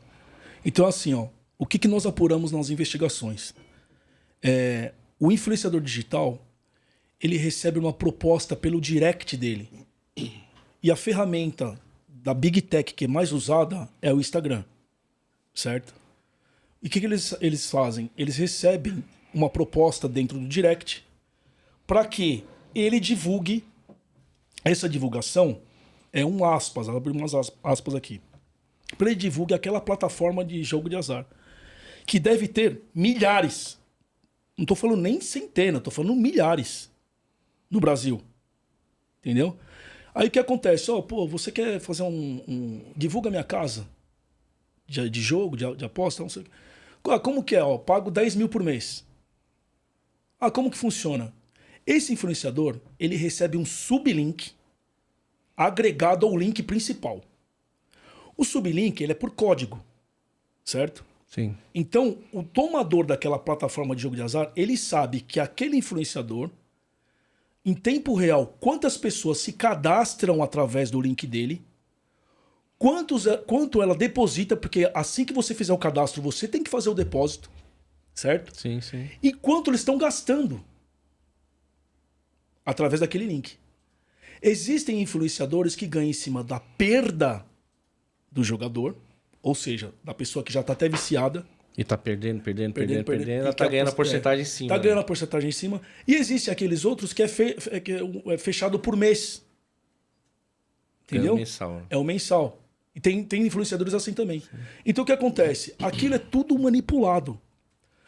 E para concretizar uma coisa que eu acho completamente ridícula, chega a ser assim, impecável você não poder ver isso. Você vê que aquele influenciador, em um período de 6 meses ou 1 ano, ele tá rico. Ele comprou uma casa de R$1 milhão, ele comprou 2, 3 carros. Por quê? Porque o jogador, ele tá falando assim, não, eu vou ganhar. Mas aquela conta é demo. Aquela conta do influenciador... É a ganha, ele coloca 30, joguei, ganhei. Ao vivo, tá aqui, ó, pode ver, pode ver. Isso que os jovens não entendem. Aí o que acontece? Para eles acreditarem que aquilo é a realidade, o que eles fazem? Eles pegam o print do crédito que é enviado via Pix, aí cai na frente do telefone, que aparece... e aparece lá no banco, tanto, valor tal, tal. Só que aquilo ali é a comissão dele, não o jogo que ele apostou e ganhou. Entendeu? Olha que negócio louco. Cara, eu vou te falar, viu? Imagina o impacto de saúde que as pessoas ficam viciadas. Que aí entra muita coisa. O impacto econômico é real, porque a economia ela gira em cima de troca de produto e serviço. Sim. Se você deixa de comprar um produto, se você deixa de pagar um serviço, o que acontece com o país? Você está canalizando uma parte da renda das pessoas para esse tipo de modalidade. Que legal. O país afunda. Essa é real. Exatamente. E isso, a gente estava falando da questão da Cracolândia. Vocês são especialistas aqui, a gente está falando da questão da segurança. Mas, cara, na minha visão, o negócio é dentro de casa. É na vila, é no apartamento, em qualquer lugar. Porque, assim, tem que ser combatido dentro de casa. Como você falou, na família, na escola. Porque, na verdade, as pessoas... Ali é o centro de São Paulo, concorda? Não, sim. É o centro. As pessoas saem de todos os lugares para chegar ali. Então, tem que fazer com que essas pessoas não cheguem ali. E aí que eu, em particular, acho que é o erro. É só combater. Tu põe polícia lá, senta o reio Mas como é que essas pessoas chegaram? Por isso que eu falo assim, vocês são investigadores. Como que essas pessoas chegaram aqui? Peraí, vamos voltar lá no comecinho. É o problema familiar, é na escola... eu acho que é isso, eu só acho, né? Eu tô aqui para escutar os especialistas que estão aqui e virão também outros, que começa dentro de casa. Eu acho que isso começa ali na escola, no colégio. As periferias não têm centro de lazer, ou seja, como que nós estamos moldados hoje? Qual que é o molde da sociedade? O pai tem que sair cedo para trabalhar e chegar tarde para trabalhar, muitas vezes tem 2 empregos. A mãe, hoje... também tem que sair cedo para trabalhar e voltar tarde também. E geralmente tem 2, 3 filhos que ficam com quem? Fica na rua, sai da escola, muitos não tem como pagar uma babá, muitos não tem como a creche não ajuda, os horários. Então, tá nascendo criança, tá nascendo jovem e eles estão à deriva.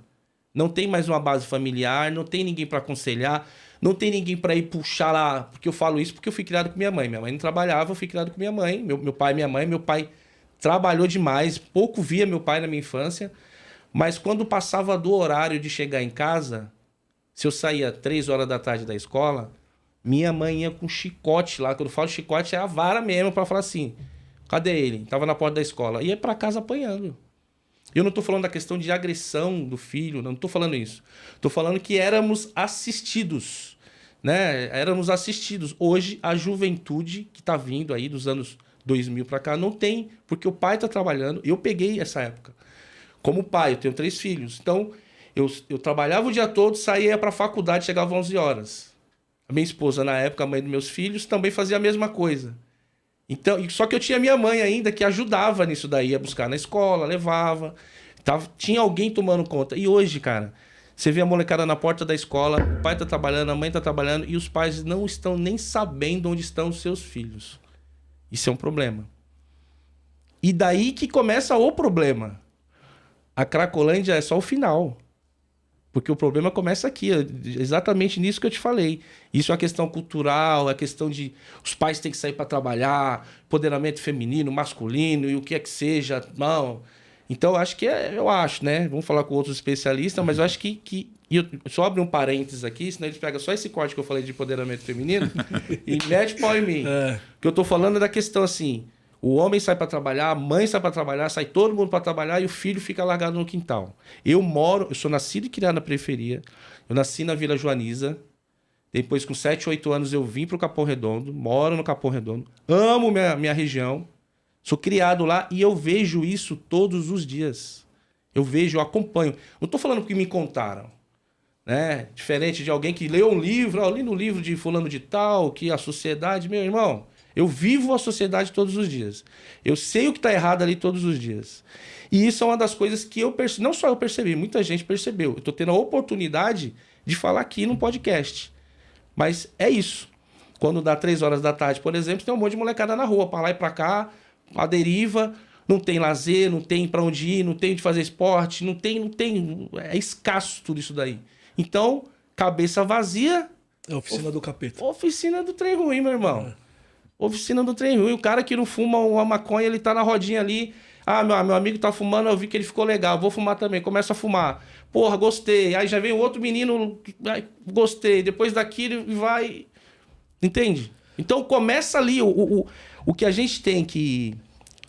Os políticos do Brasil criar uma estratégia, como o Lio deu ali. São 4 vertentes que precisam conversar... Entra essa questão, cara. Começa a falar da periferia para que essas pessoas não cheguem na Cracolândia. Não depois que está na Cracolândia, começar a pensar o que a gente vai fazer para resolver isso aqui. Porque vai enxugar gelo. Minha humilde opinião. Sim. Mas a gente tem que separar algumas coisas aí. Fique à vontade para rebater. A gente está aqui para isso mesmo. Tem um meio de campo aí que a gente precisa dar aquela... Que o meio de campo, assim, sabe? Recebe a bola, olha o jogo. Sim. Então... Vamos diferenciar algumas coisas, principalmente que falou das minhas queridas políticas públicas. Né? Eu estava falando com o Fernando aqui antes da gente começar, né? Eu sou uma pessoa que eu respiro, vivo políticas públicas. Né? Sou servidor público, filho de servidor familiar, servidor público e estudo políticas públicas. Em políticas públicas, como eu disse na Cracolândia, a gente tem que analisar primeiro. Então, você falou alguns fatores que a gente tem que separar um pouco para falar de políticas públicas. Primeira coisa, na questão do uso de drogas, primeiro vamos falar o que é drogas. Porque a regra da... O tigrinho é um tipo de droga também. Não, calma. Por isso que eu estou falando... Que tipo de droga? Vamos falar de drogas. No meu entendimento. Antes de drogas, a gente precisa falar de saúde mental e falar o que é vício. Entendeu? A escala, assim, que vai crescendo assim. O assunto principal é saúde mental. Dentro de saúde mental, a gente vai falar de transtornos, de vícios. Dentro dos vícios, a gente vai falar do uso de drogas. E dentro de drogas, quais drogas? Então, em políticas públicas, a gente busca o que funciona. Esse é o básico de políticas públicas. Quem estuda, quem é gestor de políticas públicas, tem que ser uma pessoa assim, falar, o que está funcionando, o que foi testado, em que país Cabe no Brasil? Não cabe? Tem que ter uma adaptação. Mas antes disso, vamos voltar. É assim, tem que ter cuidado quando você fala de saúde mental, e aí vem a questão do vício, porque assim, vamos falar de drogas? Vamos, mas a gente vai incluir o álcool? Eu entendo que é também. É uma droga Sim. lícita, mas Agora, é uma droga também. Tá bom. Agora vamos falar do álcool. Vamos falar do álcool. Quem é usuário ou quem é dependente? Tem uma diferença. Sim, sim. Que eu vou ser bem grosseiro aqui, para total desgosto da minha esposa, que é mestre em saúde mental. Né? Eu aprendo de tabela com ela bastante, né? Eu fico ali só fuçando, né? Então eu aprendo muito com minha esposa sobre saúde mental. Então o que acontece? Usuário, o que é o usuário no caso de drogas? O usuário é aquele que consome e não prejudica a vida dele. Sim. E não importa a droga. Sim, eu estou falando que tem gente que usa, é usuário de crack e segue a vida numa boa. Não estou aqui estimulando o uso, só estou entendendo o problema para poder falar de solução. Então temos usuários e temos dependente. Dependente é quem o uso está prejudicando a vida. Só um parênteses aqui. Só que já foi comprovado que o usuário potencial ele acaba entrando numa dependência. Porque o que acontece? O usuário potencial, uma hora, ele vai ter ou picos de abstinência, certo? Sim. E alguma coisa vai faltar para ele. Por exemplo, o dinheiro. Só não quero cortar o que ele está falando, eu quero um exemplo prático. Fique à vontade. Eu tenho um colega, na verdade ele é meu amigo. Tive um colega, né? Porque é colega da profissão, igual nós, investigadores. E ele, pelo crack, ele foi para Cracolândia.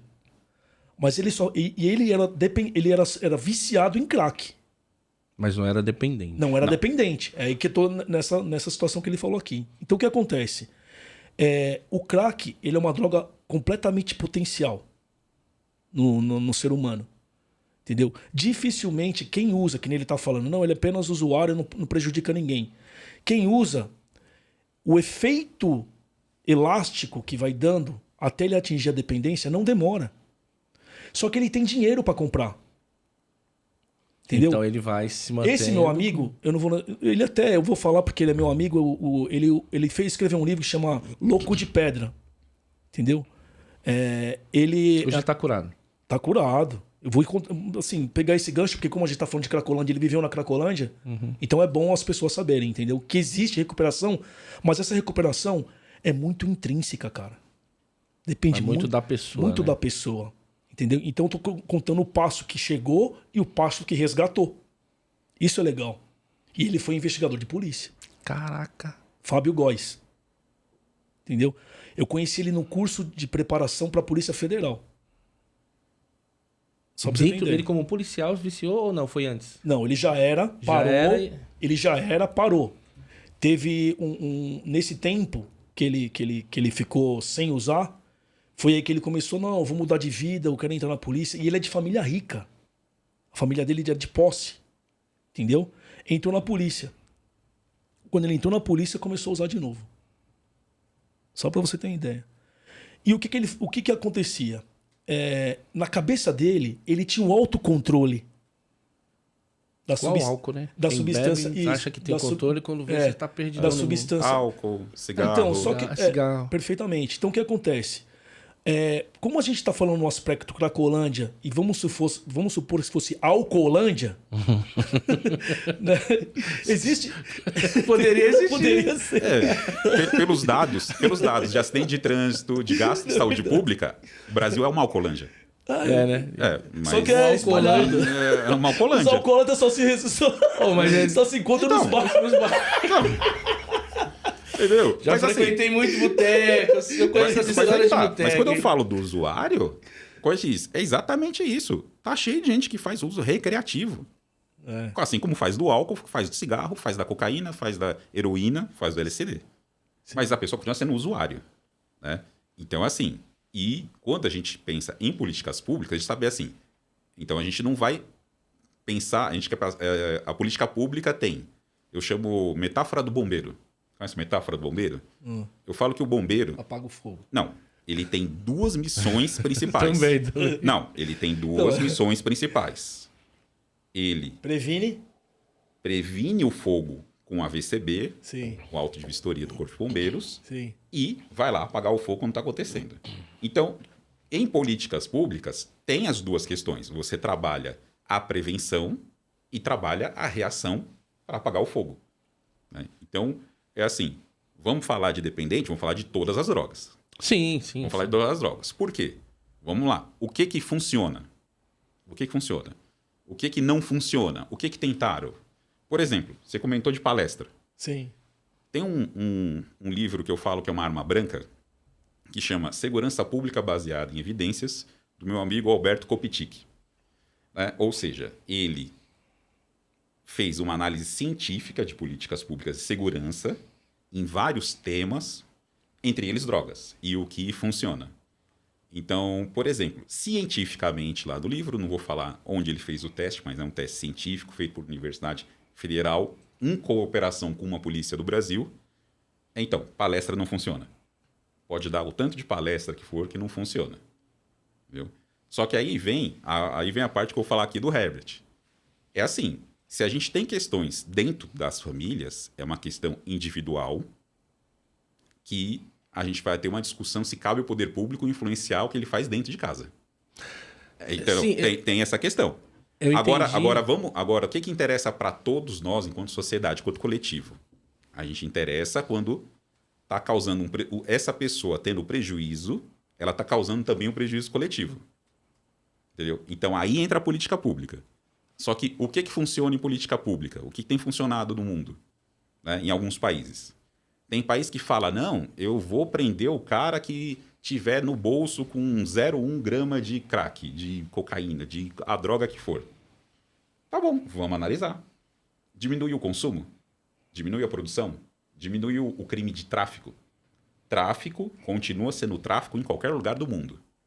Mesmo os países que mudaram as regras para os usuários, para quem está portando uma droga para consumo próprio, continua tendo crime de tráfico. E aí que tá. Qual país melhorou? Qual país piorou? Quais os critérios? Então, e isso vamos voltar para a Cracolândia. Quantas pessoas tem a Cracolândia? Não tem esses dados. Os senhores deveriam ter. Não. É variável. O fluxo de pessoas na Cracolândia, que aliás, Mas é mais de 1.000. tecnicamente, não. Por aí. Houve época de 500 pessoas e houve época de 1.000 e poucas pessoas. Mas tem essa oscilação? Existe esse... Tem, porque a gente tem que entender quem que está lá. Mas existe essa investigação, vamos dizer assim. Hã? Existem esses números. Essas Tem. pessoas estão sendo monitoradas. Existe Não, isso? não. Existe gestores públicos que se importam de entender o problema e tem os que não se importam. Então, por exemplo, quem acha que quem está na Cracolândia são todos dependentes, está errado. Falou, os craqueiros. Desculpa, para mim é uma pessoa que não estudou, não entende, não pesquisou, não trabalhou com o assunto. Então, tem os dependentes na Cracolândia? Tem. Ok. Tá bom. Tem usuário na Cracolândia? Tem. Tem também. Só que tem o usuário, como o Fernando disse, que está para virar dependente? Tem. Tanto que é comum o fluxo diminuir de fim de semana. Sabe por quê, Herbert? O fluxo diminui de fim de semana? Não. Porque a família vai buscar. A família vai buscar, leva para casa. E depois leva lá para né? ficar a semana... Dá o trato, banho, come direito. Aí a pessoa que está na dependência, ela, tá tudo bem, mas eu vou voltar. Que doideira. É isso. Então, se não entender isso, não vai entender a Cracolândia. Então, é o que eu falo. Chegou lá. Não, é o seguinte. Vamos pegar aqui uma gestão passada que falou, não, vou acabar com a Cracolândia. Colocou o bombeiro jogando jato de água 24 horas. Não deixou os caras parar num canto. Aí foi quando espalhou e tomou conta do centro de São Paulo. Não, centro? Você tava no centro porque era ali na Cracolândia. Não. Eu trabalhava na Rio Branco e, cara, todo dia a gente indo no CAT ali, né, no Central de Atendimento ao Trabalhador, a gente tinha que abrir e pedir o pessoal sair da porta, porque ali não tinha, começou a ter, aí começou a espalhar todo lugar. Sim. E tem as questões de urbanismo. É que nem, vamos tirar eles. Mas o que a gente está colocando no lugar? O que a gente está colocando no lugar? Então, uma pessoa interessada em acabar com o problema para a Cracolândia, é o que eu falo desde o começo. Se não entender os 4 pontos, não trabalhar os 4, Isso estamos falando só de Cracolândia. Na parte pessoal, Herbert, a questão é essa. Existem as questões de decisões individuais. Até onde a gente vai interferir nas decisões individuais das pessoas, se elas vão ser usuárias de álcool, de anabolizante, de crack, de cocaína. O que é lícito e o que é ilícito, né? Ou, no meu caso, né, de videogame. Adoro videogame. Né? Mas você não tá fazendo mal pra ninguém, nem pra você. Mas minha esposa me considera um usuário. Ela me considera um usuário de videogame, né? É dopamina. Hã? Mexe com a sua dopamina. Então, que é a questão do vício, que pode ser sobre várias... Vício de jogo. Nós temos, vício de jogo. Todos nós temos necessidade de cada um do seu jeito. Perfeitamente. É com cigarro, com álcool, com drogas, com videogame, com celular, que eu sou viciado. Perfeitamente. Só que aí que tá. Aí eu tenho que sair desse vício também, viu? Isso me atrapalha aí que tá. Então... Vou penalizar. Tem essa questão de, Minha assim... amada esposa vai gostar da sua ideia, viu? Porque ela fala como é que a gente fica vai... mais no celular do que comigo. Como é que a gente vai atuar nisso? Né?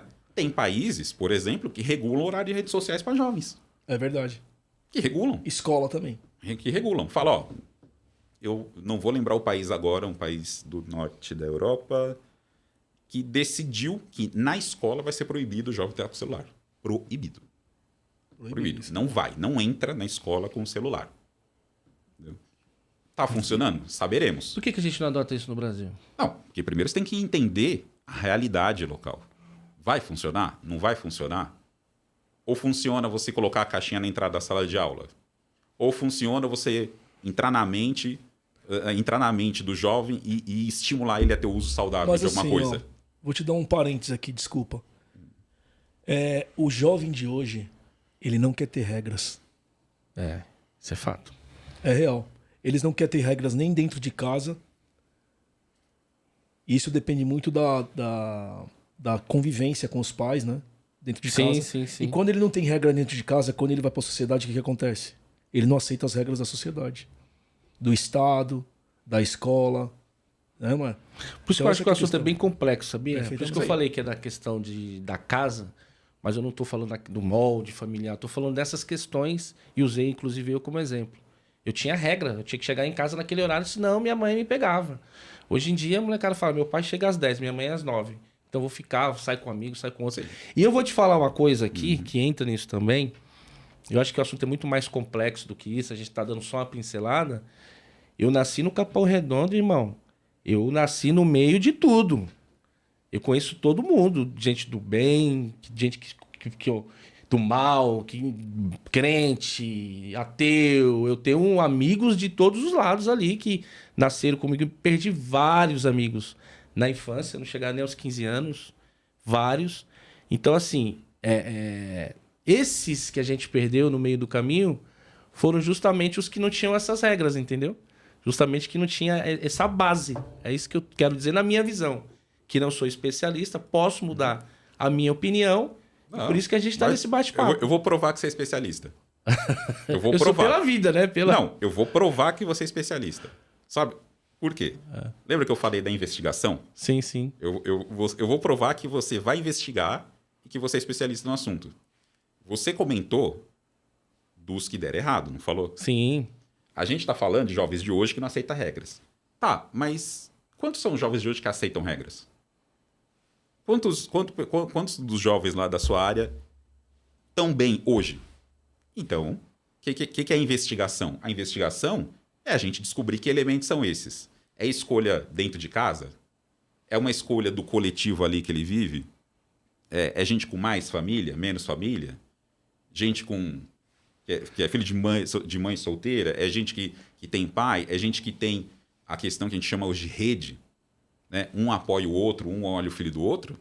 Então, a gente também tem que olhar o que dá. É isso que eu falo das evidências políticas públicas. Sim, faz sentido o que você está falando. O problema é os que estão dando errado, certo?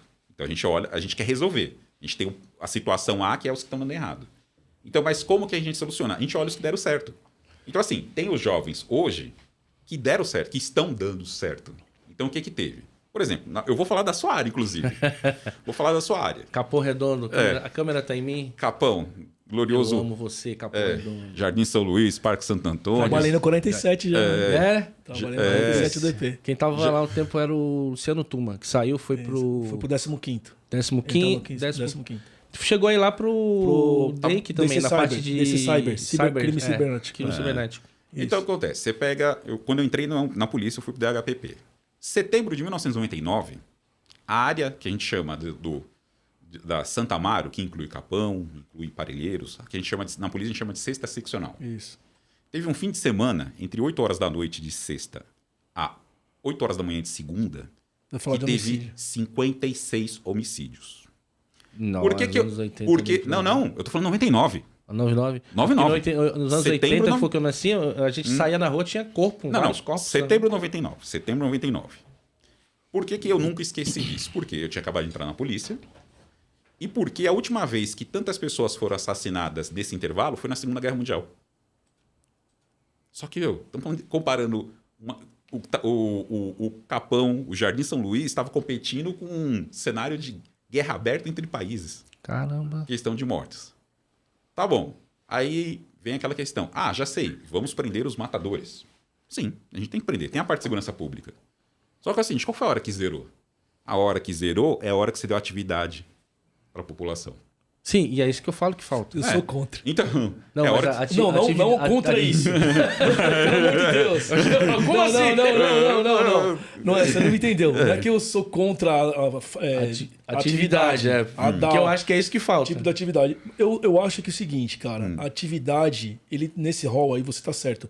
Mas existe um aspecto, cara, muito importante na minha visão, independente de direita, de esquerda, etc e tal. Eu tenho uma filosofia e é essa que eu adoto. Isso é constatado. Como é que ele chegou nesse número? Porque houveram as pessoas que foram vítimas de homicídio. Concorda ou não? Sim. Senão ele não chegava nesse número. Quais foram as causas? Né? O que fez um matar o outro? Sim. Briga de boteco? Galinha? Desafeto?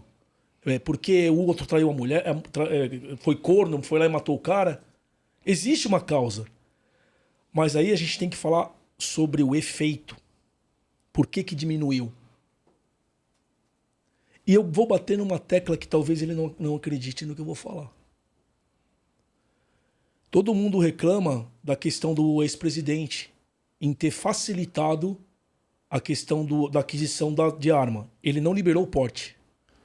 Ele apenas estabeleceu regras de conduta mais, digamos, mais fáceis para que um cidadão pudesse portar uma arma, mas não porte de arma, transportar uma arma. Sim. Então, por exemplo, nos regulamentos que ele adotou, nos decretos que ele fez, o CAC ele pode transportar arma na cintura armado. Por quê? Porque se ele for vítima de roubo e a arma estiver longe dele, é mais uma arma na mão do bandido. E eu sou um cara que eu penso assim, o Estado, ele não pode, de maneira alguma, te privar de você ter um bem. A arma é um bem, sabia? Ela é um bem.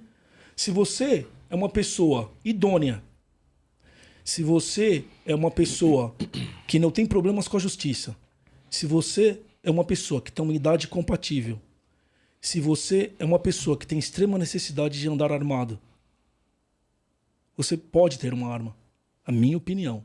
Sim, sim. Por que eu falei isso? A gente tá na democracia aqui, pô. Porque eu falei Fica em casa, não precisa ter... Porque eu falei isso? Porque é o seguinte, até o último ano do governo anterior, no estado de São Paulo, foi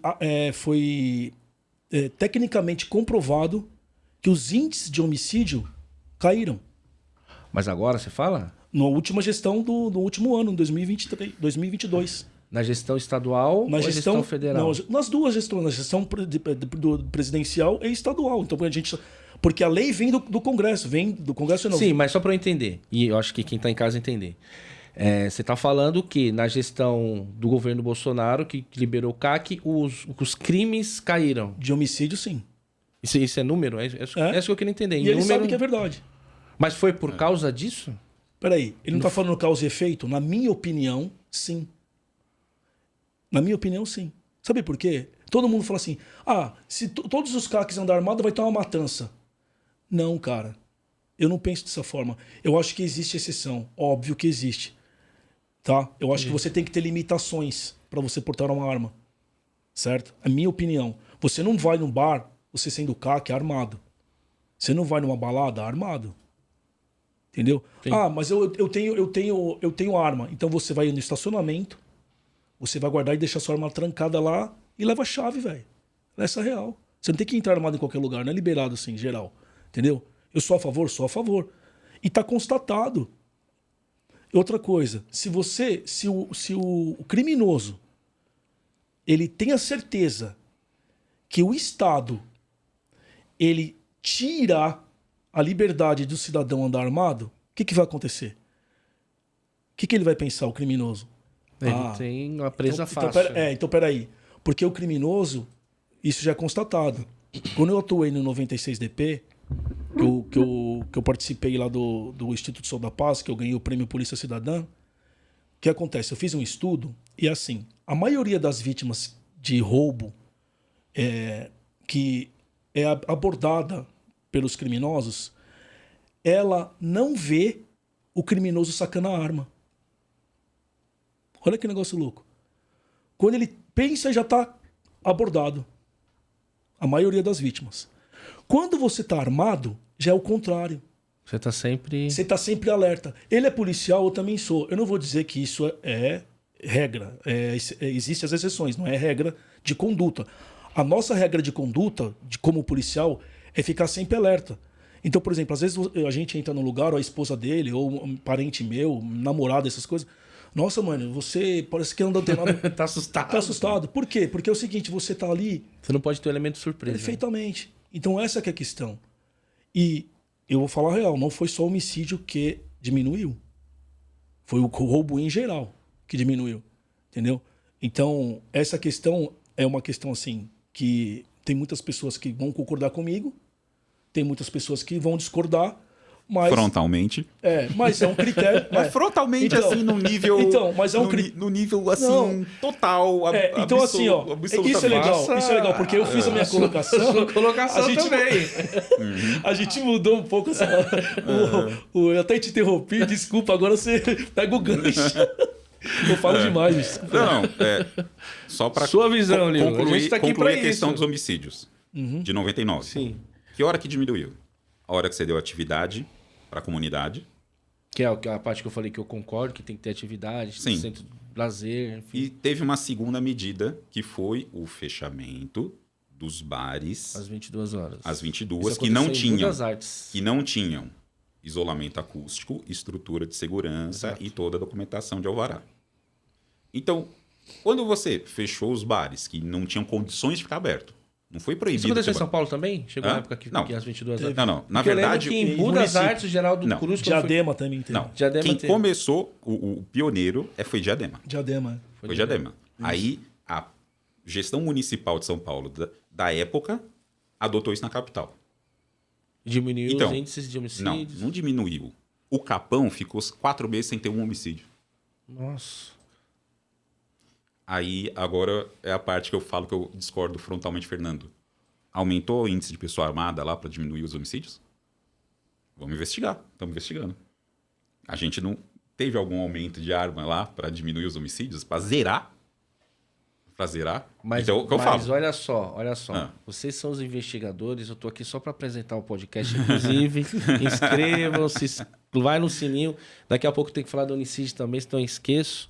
Unicid e da Algebran. Mas aí você tá falando, deixando muito claro que aconteceu uma ação que deu resultado, que foi o fechamento de bares, que não tivesse segurança, etc, às 22 horas. Então, E o a álcool- atividade para a comunidade. O álcool, então, é assim, um dos... Lembra do bombeiro que eu falei? Lembra que eu falei do Não, bombeiro? mas baseado nisso, concorda comigo? Não, eu tô de Não. fora. O álcool, então, realmente não. Então, mas se os bares continuassem fechados, olha só, se os bares continuassem fechados, não ia ter homicídio mais, né? Concorda? Se nesse raciocínio. Hoje, Mas isso foi número que você falou. Isso foi número, né? Isso Sim. hoje o que acontece nas comunidades, nas ruas do Capão? O que mais tem é adega e lounge aberto 24 horas. Você sabe disso. Não, sim. Isso O tem pessoal demais. tomando, bebendo na rua. Tem homicídio? Não tem. Como antes, não. Isso daí, eu tenho uma... desculpa cortar, existe uma coisa que chama princípio da adequação social, cara. Eu sou adepto a esse princípio. A sociedade, ela se adequa com algumas questões. Vai criando a cultura e vira cultura. E existe uma coisa também. Eu vou pegar essa bandeira e vou defender o DHPP, que é o Departamento da Polícia Civil. Eu até me arrepio. Porque eu tenho excelentes colegas. Eu nunca passei pelo DHPP, passei pelo ACHPP, que é um braço do DH, na Grande São Paulo, pelo Taboão da Serra. Quem trabalha no DHPP, ele trabalhou no DHPP, irmão, nós investigadores, escrivães, delegados, etc., não conseguimos dormir se a gente não esclarecer aquele crime. O índice de esclarecimento de homicídio pelo DHPP, cara, é algo enigmático. Até engasguei. Porque é alto, porque o muito índice é alto. alto. Caramba. É mentira ou é verdade? É verdade. Mas tem explicação. Sim, perfeito. Mas tem explicação. Mas é essa questão, entendeu? Porque é assim, no caso do DHPP, quem trabalhou nas delegacias de bairro. Chega na delegacia de bairro, não importa que bairro, com quais leis você lida? Todas. Todas. Geral. Você atende pessoas, inclusive, que não têm problemas criminais. Sim. Né? Então, você não consegue dar a dedicação. Né? Então, as especializadas, isso vale para o DHPP, vale para o DEIC e vale para o DENARC, esse é o assim, lado bom de especializada. Ela consegue bater num único crime, entender a dinâmica desse crime e ter uma alta resolução. Então, assim, como eu já tive tanto no próprio DHPP como no DECAP, nas delegacias, eu percebi muito isso. Só que, assim, eu não... Vamos dizer assim, eu não faço comparação. Entendeu? Mas não faço comparação. Mas, assim, é aquela questão. Se você tem um acervo de 50 inquéritos numa delegacia, né, de 50 casos, aqui, popularmente falando, você tem que ter uma dedicação. Agora, eu já vi delegacia do centro com 1000 casos. Aí você tem que fazer um milagre. Então, esse é o lado bom. Nós teríamos que ter aqui no mínimo 4 horas. Acho que 2 horas de podcast é muito pouco. Vou chamar agora aqui um videozinho da Unisud, que é uma das nossas patrocinadoras. Quero aqui fazer o convite, você que é empresário, que tem uma marca e queira patrocinar o nosso programa, será muito bem-vindo. Vai passar sua vinheta, a gente vai usar aqui, eu tenho a minha, que é do meu trabalho que eu faço em palestras nas escolas, tem da Unisud. Produção, passa o vídeo da Unisud, cursos profissionalizantes. Descubra um mundo de possibilidades na Unisud, onde a educação vai além do convencional. Com uma variedade de cursos, desde jornalismo até auxiliar de veterinário, administração e tecnologia, a Unisud oferece oportunidades diversificadas para você explorar seus interesses e moldar seu futuro profissional. Na Unisud, o aprendizado é dinâmico e prático, preparando você para os desafios do mercado de trabalho. Seja qual for sua paixão ou aspiração, a Unisud é um ambiente propício para transformar seus sonhos em realidade. Entre em um mundo de aprendizado inspirador e prepare-se para uma jornada educacional enriquecedora, onde cada curso é uma porta aberta para um futuro promissor.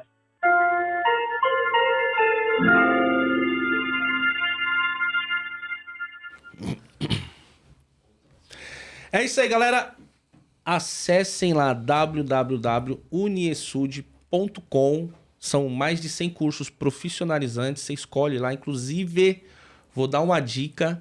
Curso de jornalismo. Fiz o curso lá na Unisud. Peguei meu MTB. Para quem não sabe, é o registro de jornalista. Então, oficialmente eu sou jornalista. Quais são os cursos que tem lá? Tem vários, tem curso de robótica, curso de jornalismo, tem curso de internet, redes sociais. É que seria bom a gente abrir aqui para eu falar, mas entrando no site são vários. E qualquer coisa, chama no WhatsApp, pede o desconto que vocês quiserem, fala, vi lá no Herbert Mello Podcast, que vai mudar de vida, vai ter uma profissão. É isso aí. Com certeza. Não é isso? E pessoal, também vou pedir para passar aqui, aproveitar, já tem 1h35 para mim, foi uma aula aqui, muita coisa que eu não sabia. Passa muito rápido. Tem da Algebran, que é uma das nossas patrocinadoras, e convido vocês também para que tenham o vídeo de vocês aqui também. Vamos lá. Produção Algebran.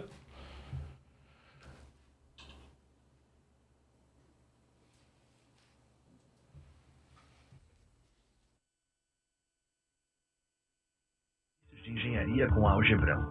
Somos a melhor opção para atender suas necessidades, oferecendo criação de laudos técnicos precisos, aprovações eficientes de projetos comerciais e residenciais, expertise em regulamentação de obras e imóveis, projetos inovadores de instalações hidráulicas e elétricas.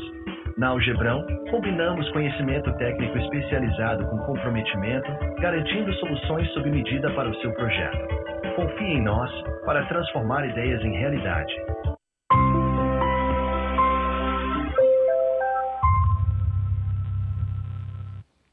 É isso aí, pessoal da Algebran. Muito obrigado por confiar, por acreditar no nosso projeto, o Herbert Melo Podcast. Pessoal, clica aí. Eu preciso falar o nome da galera que tá aqui, gente. É muita gente. Pelo todo lugar. O Cris Dias. Responde, Cris. Tá aqui? Cris Dias. Responde a minha mensagem, Cris. Youtuber. Então, 2 milhões de seguidores, Cris. Fala comigo, Cris. Vamos lá, pessoal. Manuel Júnior tá aqui. O Teus sem H, o Teus lá de Embu Guaçu, meu padrinho. Tamo junto, meu afilhado. A Nina Carminha. O Cabo Edson tá aqui também ao vivo, online. Grande Cabo Edson, que às segundas-feiras eu apresento lá no Estúdio Becker, lá do Cabo Edson. A gente faz voltado mais ali pra região, Embu, Taboão, Cone Sud, né? Tem várias perguntas aqui. A Maia Araújo, Jonathan Soares, Josiane, beijo, meu amor. NPN, Nós por Nós, Grande Fernandes e Lívio, grandes pares da nossa amada família Polícia Civil do Estado de São Paulo aí. Um abraço pro Bioto. O Bioto é o... esse que deu... Ninguém fica para trás. Esse é o aí. Moisés Oliveira Herbert. Manda um abraço para o Fernando, expert em segurança cibernética. É o Moisés da Algebran. Marcelo Alves. Quem mais tá aqui? Luciano Ruas. Fernandinho extremamente preparado. Show. Nessa situação da Cracolândia, várias pessoas estão desaparecidas e, na verdade, estão no uso. Olha isso aí mesmo. Joel Campos, grande Joel, tamo junto, meu irmão. Muito bom papo, parabéns, professor Herbert, pelo Giro 1 e qualidade dos convidados. Acertei nos convidados, hein? Os caras são feras. Esmelinda Palma, boa noite, parabéns pelo trabalho de vocês. Fernando, grande amigo, Deus te abençoe. Luciane Moro. Wagner Andrade, boa noite. Kleber Souza Leite, preciso falar o nome da galera, que é essa galera que movimenta as redes, que ajuda a compartilhar. Muito obrigado, eu sempre vejo o pessoal compartilhando. Rubens Machado, Robson Jesus, Rafael Marques Piva, o Rafael lá do PSB. Rubens Machado, parabéns, professor. Tentei escutar mais e falar menos. Acho que é tente escutar mais e falar menos. Eu tô falando um pouco aqui. Você não tá assistindo direito o trem, não. Ele já tá assistindo o corte já. Já tá vendo os cortes já. Ele pegou só a parte que você falou, aí falou, o Herbert tá de novo. Rapaz, a gente tem 20 minutos pra fazer. Eu ia entrar no outro tema aqui, mas eu acho que não vai dar tempo, hein? Beleza. Eu ia falar aqui, mas sem polêmicas, mas só pra saber a visão do Lio, tem que ser rápido, porque a gente tem 20 minutinhos. Mas essa questão aí, que eu tô te falando porque eu vi as perguntas aqui. Da Vai. A Vai colocou na rua o enredo lá, enfim, eu não entendo muito de carnaval. É verdade. Mas, pra saber a opinião de vocês, porque mexeu na profissão de vocês, né? Questão de... Eu não acompanhei, tá? Eu não acompanho o carnaval. Sim. Mas foi algo mais ou menos, acho que o Lio vai saber, que foi... Colocou a fantasia com o policial... O batalhão de choque revestido de demônio. É isso. É isso que eu sei por alto também. Eles demonizaram a polícia. Aí foi isso. Aí que tá. Eu acho que o Lio tem uma visão diferente e eu não tenho opinião formada porque eu não vi mesmo, tá? Eu vi por alto, tô na correria danada e vi as perguntas aqui. O que foi? Foi a questão de carnaval, tá tudo bem, vale tudo, ou não é? Qual a sua opinião referente a isso daí? Eu vou resgatar o que a gente acabou de falar, de entender contexto. Qual foi o contexto que eles falaram? Peraí. Não, eu não sei, tá? Então, eu vou te passar. Eu tô te passando as perguntas que eu tô recebendo aqui. Inclusive, eu tenho que fazer a propaganda do Fórum Brasileiro de Segurança Pública, que ele tem um informativo chamado Fonte Segura, e eu acho que há pouco tempo, porque eu constei hoje de dia, não estava ainda, mas já está no ar o meu artigo de opinião sobre isso. Ah, você fez um artigo? Sim, de opinião. Não é acadêmico. O assunto veio no horário certo, hein? Exatamente sobre isso. Então, assim, né? Primeiro, uma parte anedótica, né? Entrei na polícia, fui pro DHPP, né? Conheci meu primeiro chefe, né? Aí o meu primeiro chefe, né, querendo me conhecer, fala: que tipo de música que você...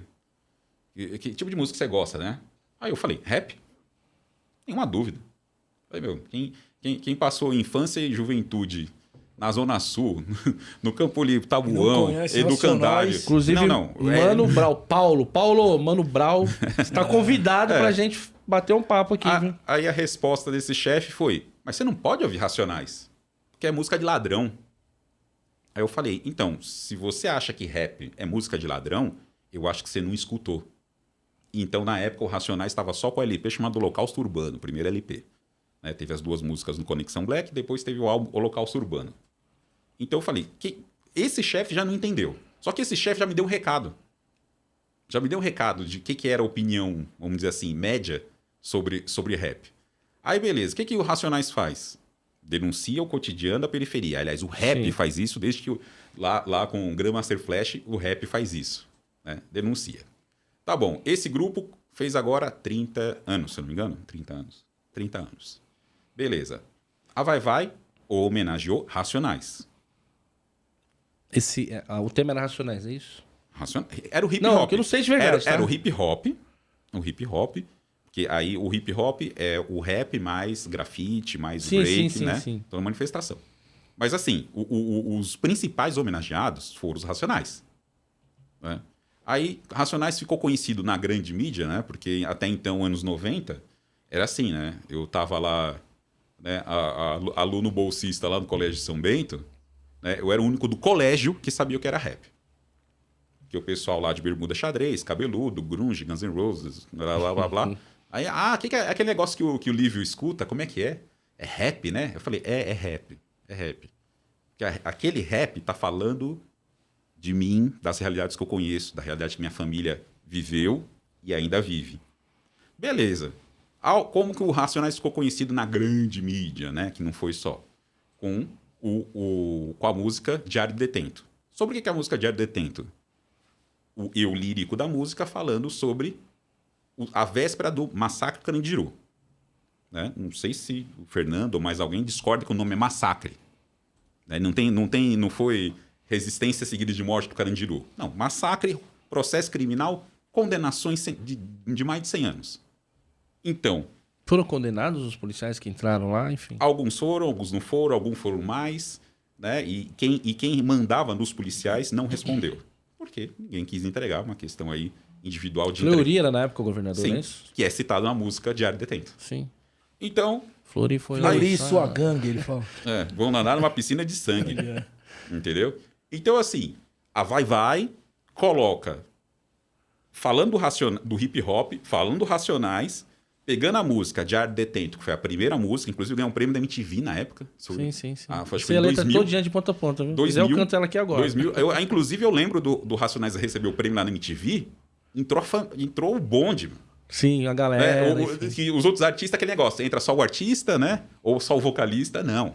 Racionais levou os mano, colocou em cima do palco. E aí você vê que o pessoal da produção da MTV perdido, assim, né? Pô, mas pode subir 30 pessoas no palco, 40 pessoas? Porque corre junto. Né? Aí a Vai pega essa música e coloca o quê? Coloca aqueles policiais que cometeram aqueles crimes de demônio. Isso. O tema era esse. O contexto, porque o samba enredo, tem samba enredo de escola de samba que tem mais referência bibliográfica que artigo acadêmico. Tem dissertação de mestrado que você não encontra tanta referência.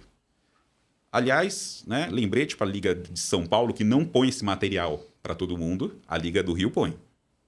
Eles lançam um PDF chamado Abre Alas, que cada escola... cada escola conta o samba enredo, a letra, descreve os casos. Um material assim, tipo um guia. Sei. É interessante isso aí. Então, a Liga de São Paulo... Alô, Liga de São Paulo, cadê vocês com esse material, né? Então, mas no caso da Vai, que a gente conhece, né? Então, na sua visão, você achou que foi uma coisa do carnaval, o normal? Sim, porque foi um contexto. Que envolvia... Agora sim. Por quê? Para ser da polícia, eu teria que ser afetado por essa crítica. Uhum. Eu não estava no Carandiru, eu não participei de massacre, né? Então, desculpa, não está me afetando eu como policial. Então, eu e diversos policiais, a gente não se sentiu afetado por isso. Porque se a música fala assim, olha, eu não confio em nenhum policial, ali eu estou representando todos os policiais. Não. Eles estão falando dos policiais, do massacre do Carandiru, que é referenciado na música Diário do Detento, que é referenciado na música do Racionais, que é um dos homenageados do Samba Enredo Vai Vai. Sua opinião, Fernando, sobre essa questão? Você falou 5 minutos, acho que dá, né? Dá. A gente tem alguns minutinhos ainda ali. Então, o Carandiru, a gente tem que falar da contemporaneidade, né? A gente não vive a época que passou lá atrás, há 30 anos praticamente. Né? Porque o Carandiru teve... O massacre do Carandiru, que ele falou, foi em 1900 e... Eu entrei 32 de polícia, acho que faz há 33 anos. Fazia um ano antes de eu entrar, foi um ano antes. Então tem mais ou menos 33, 34 anos atrás. O que acontece, cara? Ele é policial, eu também sou. Sabe que a pior questão hoje em dia para ser policial, cara? Tô sendo sincero. Seja sincero, abra seu coração. Primeiro, falta de reconhecimento. Hoje não tem, igual tinha antes. Da sociedade, da mídia e parte da juventude. Você pensa que as pessoas de 30 anos de idade, 20, 19, 16, 15, daí para baixo, eles vão estar querendo fazer uma adequação de massacre de Carandiru, que eles estão só representando, que é carnaval? Não, cara. Quando uma pessoa tá na arquibancada ou tá na televisão vendo, até fora do país, fala, os caras estão endemonizando a polícia. Quer dizer, então é tudo matador. É tudo sanguinário. Entendeu? Eu vou falar uma coisa pra você assim, ó.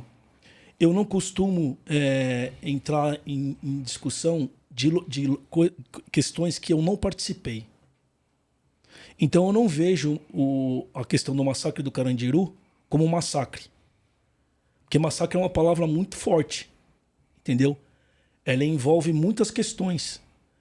É claro, é óbvio que alguns policiais têm em mente que a sua vida está em risco e no momento de defesa e tal, talvez exagere na dose da injusta agressão. Existe noticiado nos autos que os caras estavam com seringa. Vai saber o que tinha na seringa. Que eles roubaram na hora da enfermaria. O que é legítima defesa para você quando você tá com uma pistola ou um fuzil na mão e o cara tá com uma seringa pra cima de você? Então, eu não vou entrar nessa questão do Carandiru. Ele fez bem a alusão dele porque retratou isso. E eu também concordo que retratou. Não foi uma coisa à toa. Tem o pessoal condenado criminalmente. Quem tá chamando falou que os caras cometeram o crime, não fui eu. Foi o juiz que condenou. Agora, na minha opinião, eu vou te dar um exemplo. Teve uma outra escola de samba, que em outro carnaval, em 2019, se eu não me engano, colocou Jesus Cristo sendo vencido pelo demônio. Mas eu sou cristão, você é cristão. Mas é uma figura de linguagem, uma figura carnavalesca. Mas para nós cristãos, você não se sentiu atingido? Eu, como policial, ao ver um policial com a capa de um demônio desfilando na passarela, sendo cantado, e por trás disso, uma escola de samba que é investigada por ter verbas do PCC envolvida, e vou falar porque é público, e um ministro de Direitos Humanos naquele local, onde o batalhão de choque está vestido endemonizado, são demônios, não tem alguma incoerência nessa questão? A escola investigada, não estou condenando, estou falando que é o que está acontecendo. A escola investigada por ter verbas do PCC ou lavagem de dinheiro. Aí você encontra uma figura pública que é uma das mais importantes do país, porque a gente tem que ter direitos humanos envolvidos na situação. E como é que eu, como policial, não vou me sentir, ofendido? Essa é a minha posição. Pessoal, é isso. Democracia, visões diferentes. Show. Esse aqui é a essência do programa, é justamente isso. Trazer convidados que tenham posições diferentes. Tanto que eu convidei os dois, porque eu sabia que os dois têm visões diferentes. Foi top. Achei demais. São visões diferentes e a gente escuta os dois lados, né? Legal. Eu acho que tem que ser assim. Fizeram uma grande amizade. Chegaram primeiro do que eu, pra quem não sabe, eu cheguei em cima da hora por causa do trânsito de São Paulo. Pessoal, primeiramente, quero agradecer. Tamo junto, Fernando, muito obrigado por ajudar você. Bate pronto. Falei, Fernandão, ele já... Não, fica tranquilo, tô indo lá. O Livro, a mesma coisa. São caras que eu conheço, caras de família, caras do bem, caras que andam na comunidade. Obrigado. A gente se conheceu na comunidade, né? E eu vou destacar uma coisa só pra finalizar, pra te puxar uma dá uma moralzinha pro meu amigo aí. Cara, a sua profissão, o seu zelo que você tem, né, nas comunidades carentes, que eu já vi você... A gente caminhava junto. Sim. Isso ajudando a galera. Em 2016. 2016. 15 e 16. 15 e 16, né, que a gente trabalhou junto. A gente caminhava na favela junto. Eu também sou da favela, você também é da favela, você é professor, eu sou policial. E sabe o que dignifica um homem, cara? Eu acho que ele também pode falar isso. Eu ando de cabeça erguida. Sim. E você anda também. Cabeça sabe por quê? Erguida. Porque você nunca fez mal pra ninguém. Exato. Eu, como policial, todo um policial falou assim, não quero trabalhar onde eu moro. Eu morava no Santo Eduardo e trabalhava no Embu. Entendeu? Mas assim, eu nunca agi de uma forma pra tirar causas próprias. Sabe? Essa situação assim, não, eu sou tal, eu sou o valentão. Não. Eu acho nunca que teve excesso. Nunca teve isso. E você ter uma galhardia... Obrigado, é verdade, tenho uma admiração por você muito grande. A gente não se vê sempre, só pela internet e tal, mas você, como educador, você, na verdade, você livra vidas. Sim, você é um libertador. Né? Eu livra vidas do quê? Do errado. Isso que é importante. Né? Porque o professor, ele educa, olha o nome, né? Exatamente. Ele educa. Né? Então, se existir uma falha, você pode corrigir.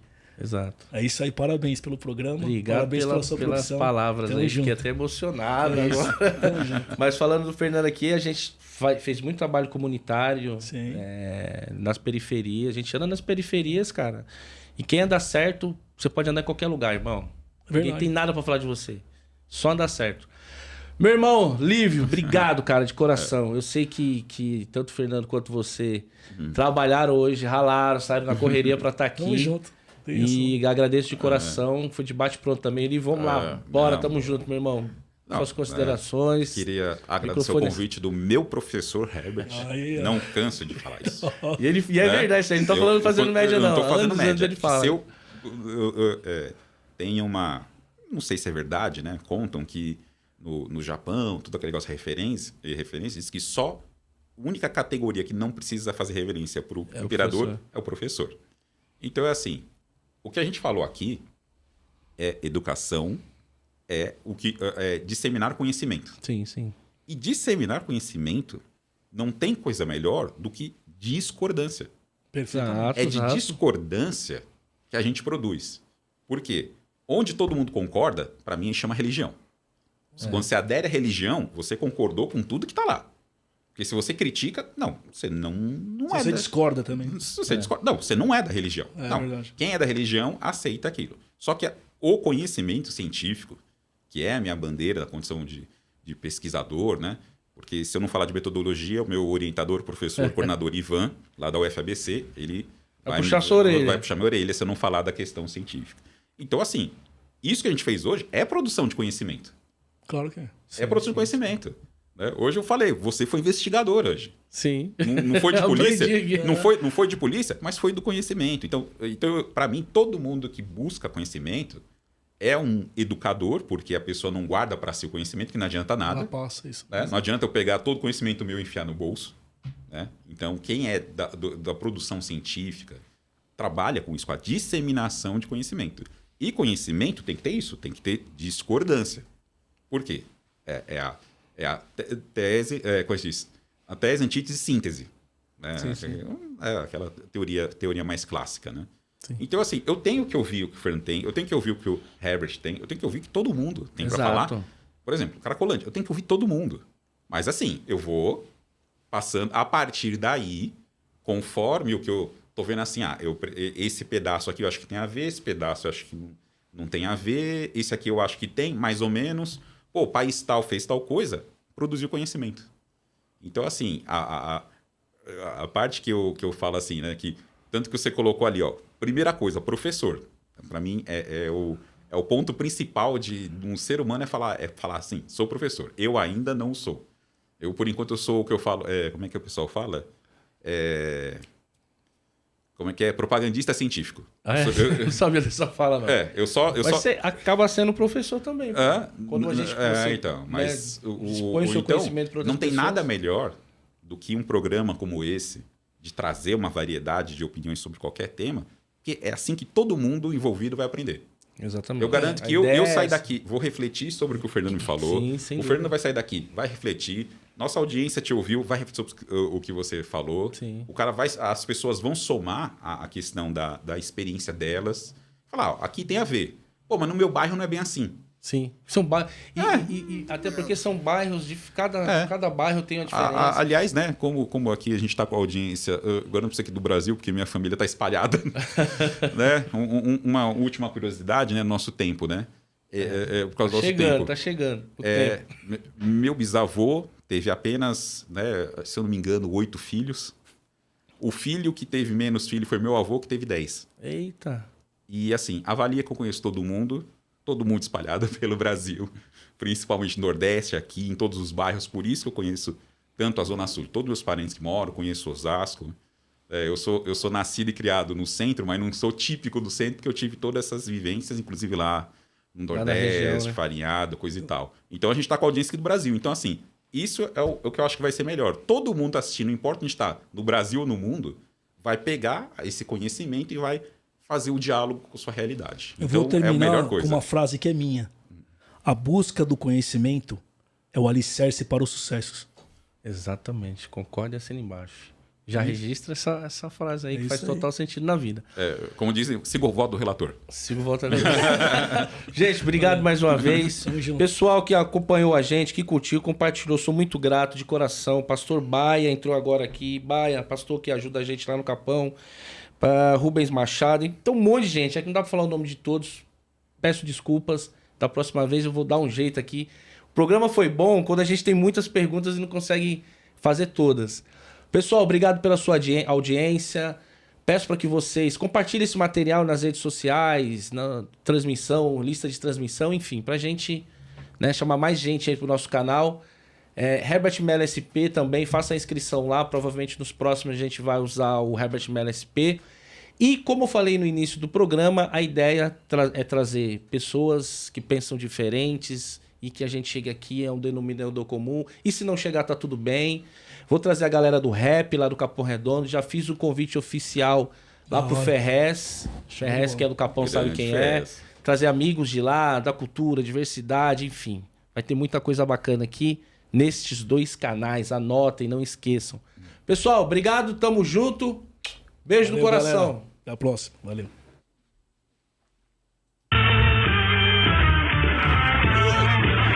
Esse negócio da chamada é muito alto. Entra alto no fone. Tira uma foto nossa aí.